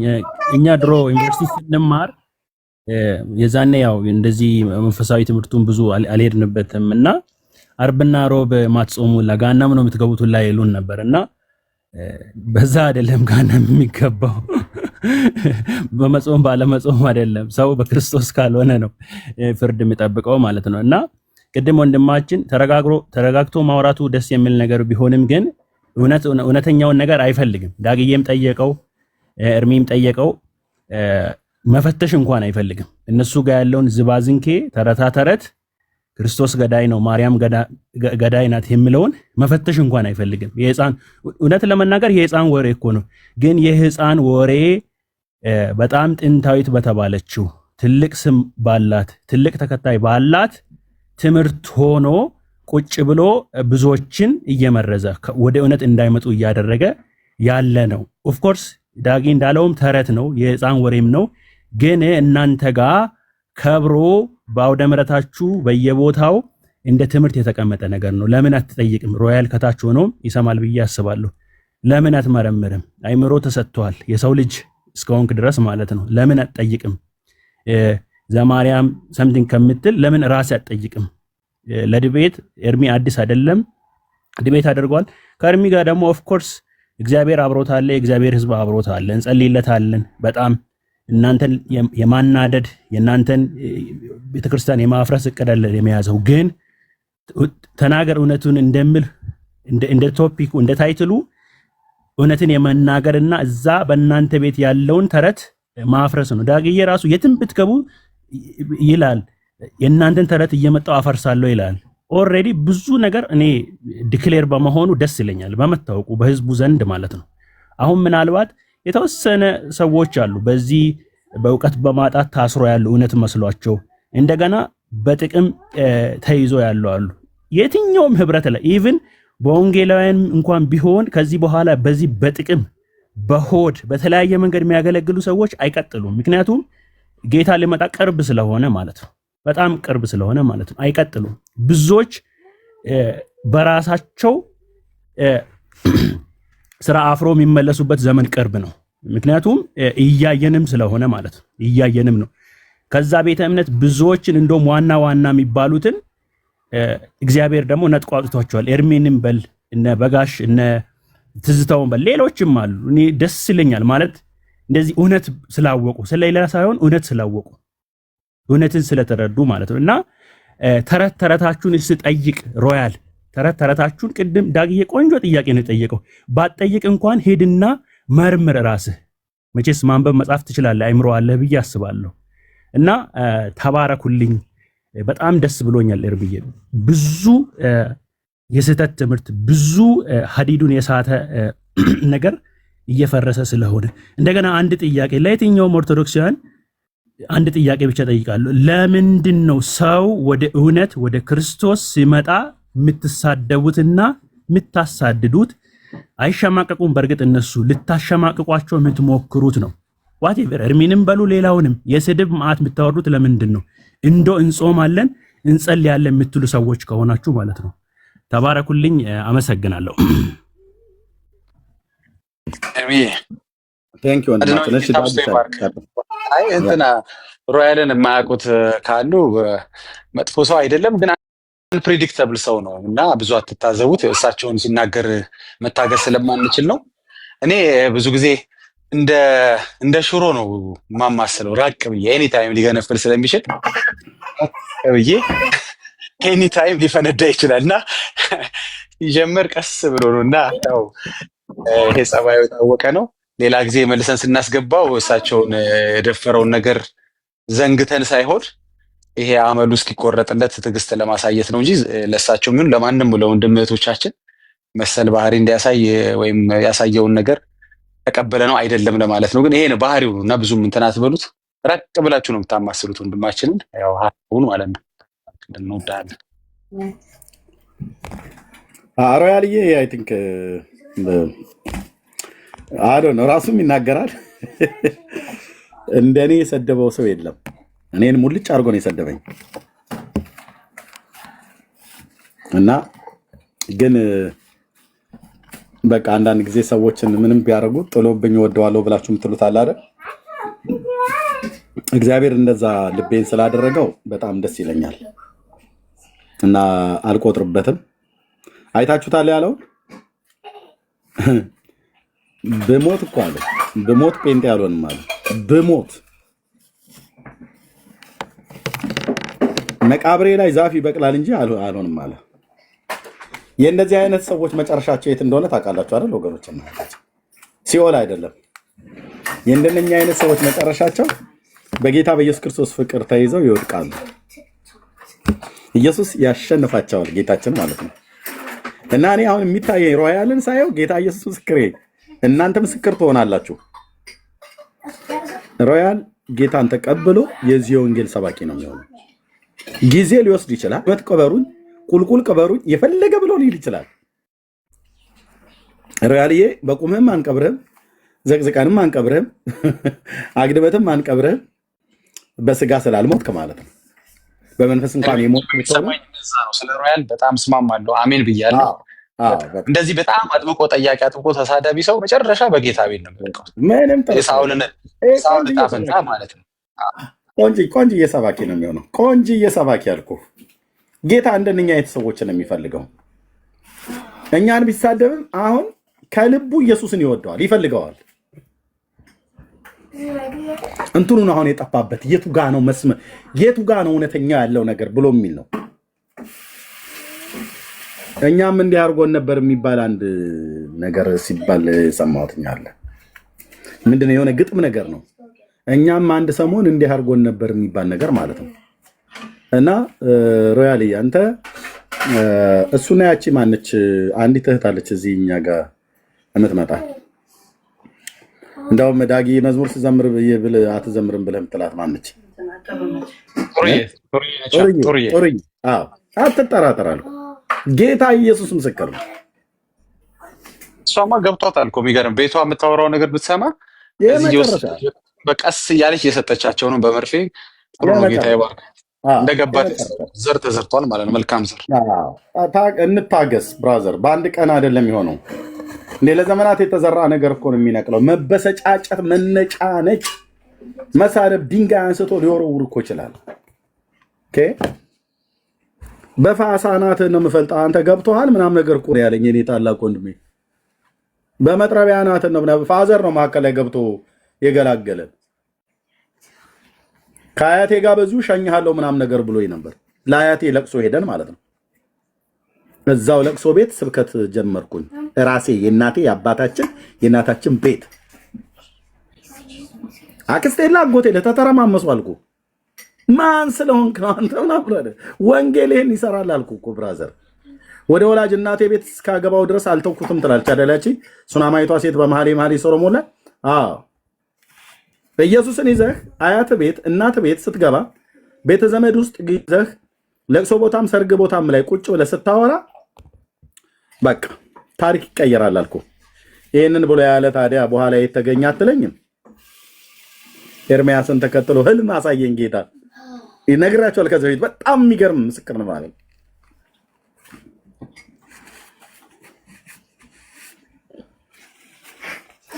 ትልቅ ድንጋይ ቋጥኝ ይወረውርብኝ ነበር ወደ እኔ ላይ፣ እሱም ላይ ይወረወራል። ታላቅ ወንድሜ ነው ያለው። ጻድቃኔ ማርያም በሚባል ቦታ ላይ ነበር እሱ ያኔ ሄደ የነበረው።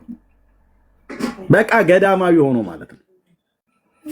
ሰምታችኋል አይደል? አዎ ገብራንዬ፣ ትልቅ ቋጥኝ ድንጋይ ይወረወርብናል። በጣም የሰው እጅ አይደለም የሚወረውረው፣ በጣም ፈጣን ነው፣ ለመምታት ነው የሚወረውረው።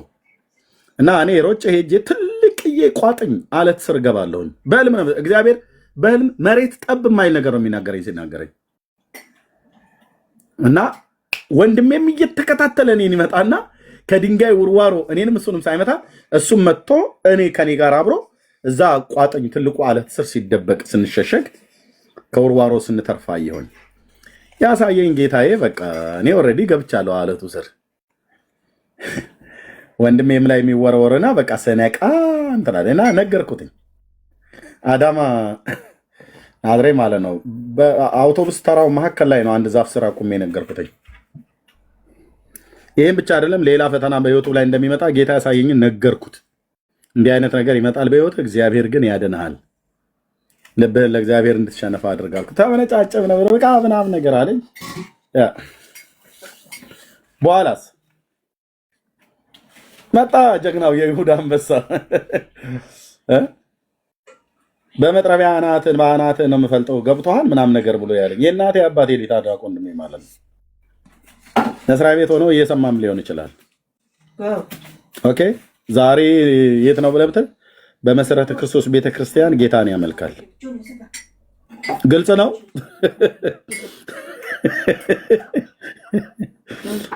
ግልጽ ነው ወይ? አዎ እኔ የማውቀው ኢየሱስ እንደዚህ ነው።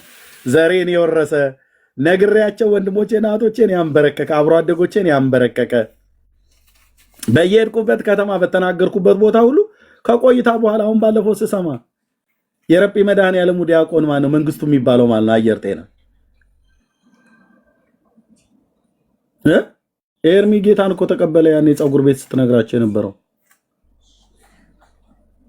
እምልህ ስበክ በቃ ተጠርተህ ከሆነ ትስበክ። ለያዥ ለገራዥ ያስቸገሩ የአየር ጤና ኪዳነ ምሕረት ቤተክርስቲያን ዲያቆናት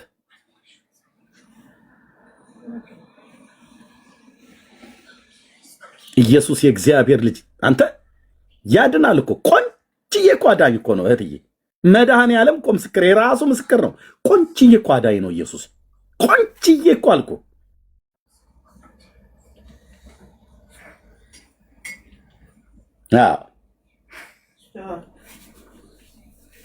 የዘበነ ቁጥር አንድ አቀንቃይ ነበረች እህቴ። ቁጥር አንድ አልኩ እኮ እዚሁ እናንተን እያገለገልኩ ነው በውስጥ ሳወራት የነበረች ወደዛ ምናምን ነገር ከአንድ ቤት ውስጥ አንድ ሳር ቢመዘዝ አያፈስም ብላ ያለች ማለት ነው። የቱ ጀግና ነው እጁን ያልሰጠ ኢየሱስን አይቶ ያለ